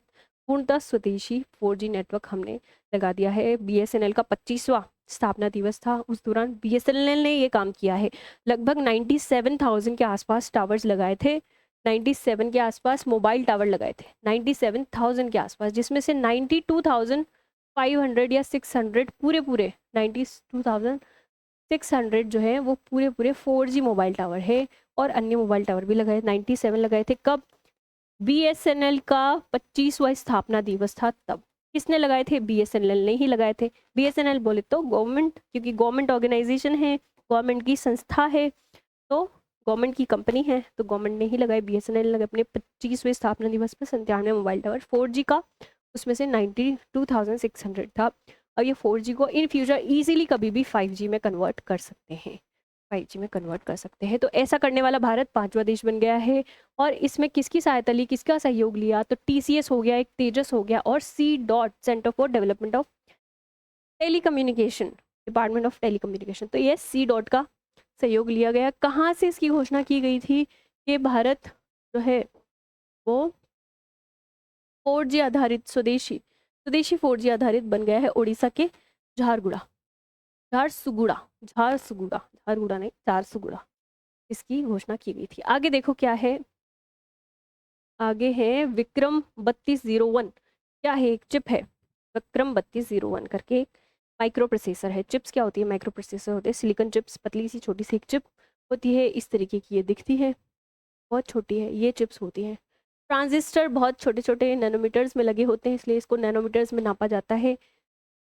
विक्रम 32 बिट चिप बना दी है भाई, और चंडीगढ़ आधारित लैब ने इसको बनाया है। और विक्रम साराभाई अंतरिक्ष केंद्र इसरो का और सेमीकंडक्टर लेबोरेटरी चंडीगढ़ दोनों की सहायता से इस चिप को विकसित किया गया है। 32 बिट है, बिट मतलब इंफॉर्मेशन का डाटा होता है कि कितना डेटा ये एक साथ गणना कर सकता है। तो 32 बिट, 16 बिट है तो 16 बिट डेटा एक साथ प्रोसेस कर सकता है। तो इसके पहले भी थी चिप हमारे पास, विक्रम 16 बिट उसका नाम था, अभी 32 बिट है। विक्रम 16 खुद के यूज़ के लिए बनाई गई थी, ये कमर्शियल पर्पज से बनाई गई है, वाणिज्यिक पर्पज से इसको बनाया गया है। ज़्यादा मात्रा में इसका डेवलपमेंट होगा, और कहाँ यूज़ होगा, रॉकेट के एवियोनिक्स सिस्टम में, रॉकेट के एवियोनिक्स सिस्टम में, एवियोनिक्स रॉकेट के एवियोनिक्स। अच्छा, कल्पना 3201 नाम से एक और चिप है भाई, ये बहुत ज़्यादा, इसका कहाँ यूज़ होगा, इसका यूज़ होगा सैटेलाइट्स में और रॉकेट्स में, दोनों में। इसका रॉकेट्स के एवियोनिक्स सिस्टम में यूज़ करने के लिए बताया है। और कल्पना 3201 ये सैटेलाइट और रॉकेट्स दोनों सिस्टम में यूज़ होने के लिए बनाया गया है। विक्रम साराभाई इसरो सेमीकंडक्टर चंडीगढ़ लेबोरेटरी, बहुत ज़्यादा अपने पास लेबोरेटरीज नहीं है जो सेमीकंडक्टर चिप्स बनाने का काम करती है। ताइवान है विश्व का 90% सेमीकंडक्टर चिप्स और बहुत ही छोटे नैनो स्केल पे वो बनाने के काम करते हैं। भारत अभी तक 28 नैनो स्केल पे पहुंच पाया है, 28। तो जितना बड़ा ये नैनो स्केल होता है उतनी ही कम क्वालिटी की ये चिप होती है। ताइवान पहुंच गया है लगभग 5 नैनो स्केल पे, 5 नैनो स्केल पे पहुंच गया है, नैनोमीटर पे पहुंच गया है। नैनोमीटर उसकी थिन पतली चिप ये नहीं होता है। 28 नैनोमीटर मतलब कि नैनोमीटर जो है वो मेजरमेंट है, इसके ऊपर ट्रांजिस्टर कितने बड़ी साइज का लगा है। 28 नैनोमीटर मतलब बड़े बड़े वो ट्रांजिस्टर लगे हैं, मतलब कि कम ट्रांजिस्टर होंगे, कम है तो कम कॉम्प्लेक्स है और कम क्वालिटी की है। छोटे छोटे लगे हुए हैं 5 नैनोमीटर के, तो ज़्यादा एक साथ लगे हुए हैं और ज़्यादा कॉम्प्लेक्स, ज़्यादा अच्छी है। तो ताइवान जो है वो 90% और अच्छी क्वालिटी की सेमीकंडक्टर चिप बनाता है। भारत अभी नहीं बना पा रहा है लेकिन बन रहा है, उस क्षेत्र में आगे बढ़ रहा है। कम से कम स्वदेशी तो अपना बना ही चुका है, जिसका नाम है विक्रम 3201 बेट। क्या याद रखना है आपको, तो ये दो नाम याद रखो भाई, कल्पना 3201 और विक्रम 3201। क्या है, चिप के नाम है, किसने बनाया है, विक्रम साराभाई और चंडीगढ़ आधारित सेमीकंडक्टर लैब ने। ये है क्या है, डाइविंग सपोर्ट क्राफ्ट परियोजना, डाइविंग सपोर्ट क्राफ्ट परियोजना है। यार्ड 325 इसको कहा जा रहा है। डाइविंग सपोर्ट क्राफ्ट A20, ये एक जहाज है। 5 जहाज ऐसे देने थे, नौसेना को सौंप दिया गया है। उसमें से ये 16 सितंबर को कोलकाता में भारतीय नौसेना को सौंपे गए हैं। 5 जहाज में से पहला जहाज डाइविंग सपोर्ट क्राफ्ट। क्या होता है डाइविंग सपोर्ट क्राफ्ट? डाइविंग मतलब कि गहरे समुद्र में जाना। अभी गहरे समुद्र में जाके क्या करना है? Search rescue operation. सबमरीन अपनी कुछ खराब हो गई है, कोई शिप खराब हो गया है, कोई शिप डूब गया है, तो वहां से निकाल के लाना है, तो डाइव करना पड़ेगा। डाइवर्स अपने जाते हैं, गोताखोर नीचे तक जाते हैं। सबमरीन खराब हो गई है तो ठीक करने के लिए नीचे डाइव करना पड़ेगा, डाइवर्स को जाना पड़ेगा। कोई रिसर्च चल रही है नीचे गहरे समुद्र में, तो जाना पड़ेगा। तो उसके लिए एक सपोर्ट हमको शिप चाहिए, उसको डाइविंग सपोर्ट शिप कहते हैं, ताकि वो उसको इक्विपमेंट प्रोवाइड करा सके। ऑक्सीजन की ज़रूरत होती है, वहाँ पे सांस ले सके, तो साथ में सारे इक्विपमेंट चल सके। जो जो भी सपोर्ट की ज़रूरत है, जो जो भी नीचे काम करने के लिए सपोर्ट की ज़रूरत है, वो सारे इक्विपमेंट ये शिप अपने साथ में लेके चलता है। तो इसको कहते हैं diving support ship, diving support craft. इस यार्ड 325 भी कह लो, या डाइविंग सपोर्ट क्राफ्ट A20, ऐसे 5 जहाज निर्मित कर रहा है messrs Titagarh rail system limited. Kolkata आधारित है, कोलकाता आधारित messrs Titagarh rail system limited Kolkata आधारित 5 जहाजों का निर्माण करने जा रहा है। उसमें से एक जहाज तो नौसेना को दे दिया है, तो नौसेना के लिए ये जहाज निर्माण हो रहा है। Sound detection and ranging system, SODAR करके, ICIR, council of security and industrial research, council of security and industrial research, advance material and process research institute, CSI का advance material and process research institute Bhopal, AMPRI इसको कहते हैं, आम्परी। ये देखो fill form यहाँ लिखी है, CSI का advance materials process research institute Bhopal. इसने क्या किया है, एक सोडार सिस्टम डेवलप किया है दिल्ली के लिए। अपना वो मौसम विभाग है, उसने दिल्ली में इसको तैनात भी कर दिया है, ताकि वायु की गुणवत्ता ये देख सके, और एक ध्वनि साउंड सिग्नल भेजेगा, उससे रिफ्लेक्ट होकर जो सिग्नल आ रहे हैं उससे पता चल सके कि इन्वायरमेंट में जो गैसेस हैं कौन कौन सी है, क्या स्थिति है इन्वायरमेंट की, क्लाइमेट की, क्या क्लाइमेट को स्टडी करने के लिए, वेदर फोरकास्टिंग के लिए सब कुछ किया गया है। Weather forecasting, better weather forecasting के लिए ऐसा किया गया है। मौसम के पूर्वानुमान के लिए, वातावरण की स्थिति का पता लगाने के लिए, निचले वायुमंडल की पवन की विशेषताएं, तापमान, संरचना आदि बताने के लिए। साउंड सोडार फुल फॉर्म क्या है? Sound detection and ranging system. SONAR होता है sound navigation and ranging system, ये sound detection and navigation system, sound detection and ranging system, sound detection and ranging system, sound को detect करेगा, sound को detect करने के काम करेगा। CSIR advance material process research institute Bhopal ने ये काम किया है। अगला चलते हैं, आदिवाणी नाम से पता चल रहा है कि आदिवासी समुदाय जो वाणी बोलते हैं, जो भाषा बोलते हैं, उनको रियल टाइम में कन्वर्ट कर सके, इसके लिए आदिवाणी अल्फा वर्जन यूज़ किया था, लॉन्च किया था। अब उसका बीटा वर्जन लॉन्च हो गया है, आदिवाणी बीटा वर्जन लॉन्च हो गया है। इसमें 4 और आदिवासी भाषाओं को जोड़ दिया गया है। संथाली हो गया, गोंडी हो गया, मुंडारी हो गया, भीली हो गया। संथाली तो उड़ीसा में बोली जाती है, भीली मध्य प्रदेश में बोली जाती है, मुंडारी झारखंड में बोली जाती है, और गोंडी छत्तीसगढ़ में बोली जाती है। तो ये 4 भाषाएं शामिल कर दी है आदिवाणी के बीटा वर्जन में। केंद्रीय जनजाति कार्य मंत्रालय ने ये लॉन्च किया है। केंद्रीय जनजाति कार्य मंत्रालय कौन सहायता करा, किसने विकसित किया? तो एक कंसोर्टियम बनाया था वही IIT दिल्ली, और उसके साथ साथ बहुत सारे इंस्टीट्यूट को शामिल किया गया था। IIIT हैदराबाद, IIIT नवा रायपुर और बिट्स पिलानी, और IIT दिल्ली, इसको यहाँ पे ठीक कर लेना थोड़ा सा, IIT Delhi, IIIT Hyderabad, IIIT नवा रायपुर, बिट्स पिलानी, इन्होंने मिलके और उन राज्यों की जनजातीय अनुसंधान संस्थान मिलके ये पूरा विकसित किया है आदिवाणी को। IIT दिल्ली ने इस कंसोर्टियम का नेतृत्व किया है। कंसोर्टियम कुछ नहीं होता, ग्रुप जब होता है उसको कंसोर्टियम कहते हैं, चाहे वो कंपनी का ग्रुप हो, चाहे वो संस्थान का ग्रुप हो, उसको कंसोर्टियम कहते हैं। तो IIT दिल्ली ने इसका नेतृत्व किया था, इस कंसोर्टियम का। आदिवाणी रियल टाइम में, आपको पता है लार्ज लैंग्वेज मॉड्यूल हम विकसित करने जा रहे हैं, तो उसी का ही पार्ट है आदिवाणी भी, और क्या।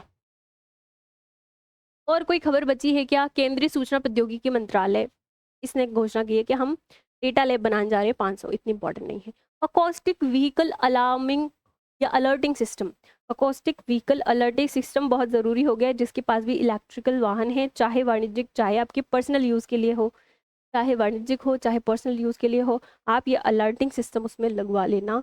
कब तक? 2026 के 1 अक्टूबर 2026 के बाद से अगर नहीं लगवाया तो चालान वालान कटेगा, आपका व्हीकल जब्त कर लेंगे। वो जो भी करेंगे, मुझे रूल्स नहीं पता, बट ऐसा कुछ होने वाला है। इलेक्ट्रिकल व्हीकल जब चलते हैं आवाज़ नहीं करते तो एक्सीडेंट के चांसेस बढ़ जाते हैं। स्कूटी, जो इलेक्ट्रिकल व्हीकल होते हैं बहुत धीमी आवाज़ से चलते हैं, स्पेशली उनकी स्पीड जब 20 किलोमीटर पर आवर या धीरे स्पीड में होती है, पता ही नहीं चलता, टायर्स वगैरह और एयर वो चल रही है तो उसकी आवाज़ भी नहीं आती। ऐसे ही कार्स के साथ भी, इलेक्ट्रिकल कार्स के साथ। तो पेडिस्ट्रियन जो होते हैं, वो पैदल यात्री चल रहे होते हैं, उनके एकदम पास वहाँ से निकल जाते हैं, एक्सीडेंट होते हैं इसकी वजह से। तो बोला है कि अलर्टिंग सिस्टम लगा लो, एक तरीके का स्पीकर वगैरह वो लगा देंगे। जब कम स्पीड में स्कूटी या वो कार चल रही होगी तब आर्टिफिशियल साउंड वो जनरेट करती रहेगी। तो ऐसा अनिवार्य कर दिया गया है। कब से? 1 अक्टूबर 2026। स्टैनफोर्ड यूनिवर्सिटी और आर्क इंस्टीट्यूट, इन्होंने अपना पहला पहला जीनोम बना दिया है वायरस का। कौन से वायरस का जीनोम बना दिया है? पहला वायरल जीनोम विकसित किया गया है। बैक्टीरियोफेज 5X174 वायरस इसका नाम है। बैक्टीरियो 174 वायरस इसका नाम है। तो ये इस वायरस का जीनोम बना दिया गया है। ई कोली बैक्टीरिया को संक्रमित करके उसको नष्ट करने का ये वायरस काम करता है। वायरस का जीनोम बनाना बड़ा ही मुश्किल होता है। जीनोम का मतलब होता है कि वायरस की क्या संरचना है। वायरस अलग अलग वर्जन में आते रहते हैं, अपने अपने अलग अलग वेरिएंट वो डेवलप करते रहते हैं। तो कैसे उसमें चेंजेस हो रहे हैं, क्या उसकी संरचना है, कैसे वेरिएंट उसके अलग अलग डेवलपमेंट हो रहे हैं, ये पूरी संरचना को जीनोम कहते हैं। तो ये जीनोम उन्होंने विकसित कर लिया है। किसने? स्टैनफोर्ड यूनिवर्सिटी आर्क इंस्टीट्यूट के वैज्ञानिकों ने एआई की मदद से, आर्टिफिशियल इंटेलिजेंस की सहायता से पहला वायरल जीनोम विकसित कर लिया है। और कुछ याद नहीं करना है। डाक विभाग है अपना, डिपार्टमेंट ऑफ पोस्ट, उसने क्या किया है? मैप माई इंडिया से हस्ताक्षर किए हैं, समझौता कर लिया है, समझौता कर लिया है। अपना क्या है? Department of post, department of post है, उसने एक कंपनी है मैप माई इंडिया करके समझौता किया है। डिपार्टमेंट ऑफ इंडिया क्यों समझौता किया है? पहले तो इसको समझो कि डिपार्टमेंट ऑफ पोस्ट ने ना एक पहले से ही अपना डिजिपिन करके एक व्यवस्था बना रखी थी। Digital postal index number, digital postal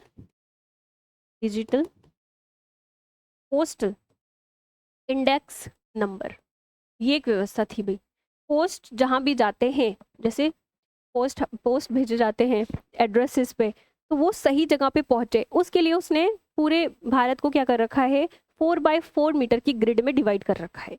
4 metre की ग्रिड में डिवाइड कर रखा है इस तरीके से, ताकि एक अलग से पोस्टल एड्रेस, पिन कोड जिसको कहते हैं, वो जनरेट किया जा सके सिर्फ पोस्टल एड्रेस के लिए।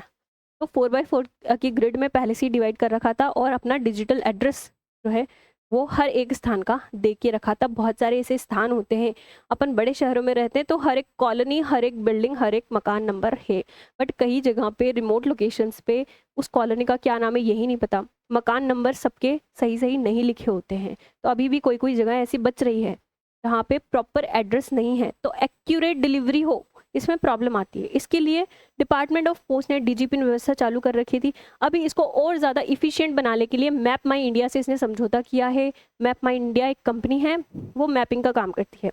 आप गूगल मैप यूज़ करते हैं, हम गूगल मैप यूज़ करते हैं, वो तो गूगल की है। भारत की अगर कोई मैपिंग कंपनी है गूगल मैप की तरह, तो वो मैप माई इंडिया है। सबसे ज़्यादा एक्यूरेसी के साथ इसी ने ही गूगल मैप जो डिजिटल मैप्स है वो बना रखे हैं। तो मैपिंग करने के लिए, टैगिंग करने के लिए स्थानों की, ताकि और एक्यूरेसी के साथ ये वाला सिस्टम लागू हो सके, इसके लिए डिपार्टमेंट ऑफ पोस्ट ने मैप माई इंडिया से समझौता किया है। तो ये बात आपको समझ में आई होगी, डिपार्टमेंट ऑफ पोस्ट ने मैप माई इंडिया से समझौता किया है। तो यही एक खबर है और कुछ नहीं है। तो ये अपना खत्म होता है साइंस एंड टेक्नोलॉजी वाला पूरा पोर्शन। तो सबसे लास्ट में अपन ने क्या पढ़ा था वो एक बार रिवाइज कर लेते, बाकी तो अपन रिवाइज कर चुके हैं,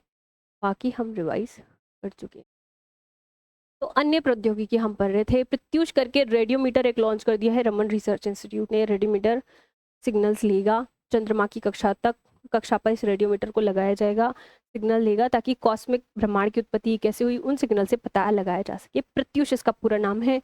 probing reionization of the universe using signals from hydrogen। ये इसका पूरा नाम है। रमन रिसर्च इंस्टीट्यूट ने इसको डेवलप किया है। भारत का पहला 4G पूर्णतः स्वदेशी 4G नेटवर्क विकसित किया जा चुका है। सब 5वां देश भारत बन चुका है। किसने किया है? BSNL ने ये काम किया है। BSNL का 25वां स्थापना दिवस था। उड़ीसा के झारसुगुड़ा से ये घोषणा की गई थी। लगभग 97,000 4G 97,000 टावर्स, मोबाइल टावर लगाए गए, इसमें से 92,000 4G टावर्स हैं। वो 5G टावर्स पे कभी भी अपग्रेड किए जा सकते हैं। तो इतना हमने पढ़ा। किसकी सहायता से? सी डॉट, तेजस और TCS की सहायता से ये काम हुआ है।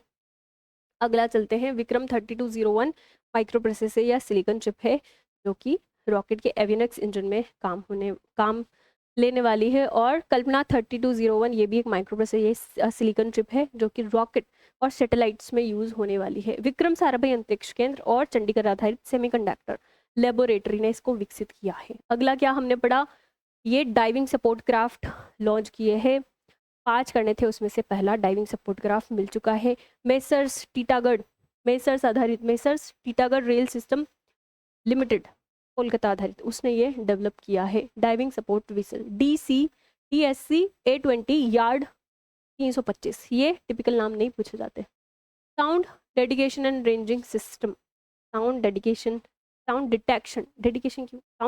एंड रेंजिंग सिस्टम अपने मौसम विभाग ने दिल्ली में तैनात कर दिया है। ये सिस्टम ध्वनि देगा और ध्वनि सिग्नल जनरेट करेगा, और उससे जो रिफ्लेक्ट होने वाले सिग्नल से पता लगा लेगा कि ध्वनि या इन्वायरमेंट की क्या कंडीशन है।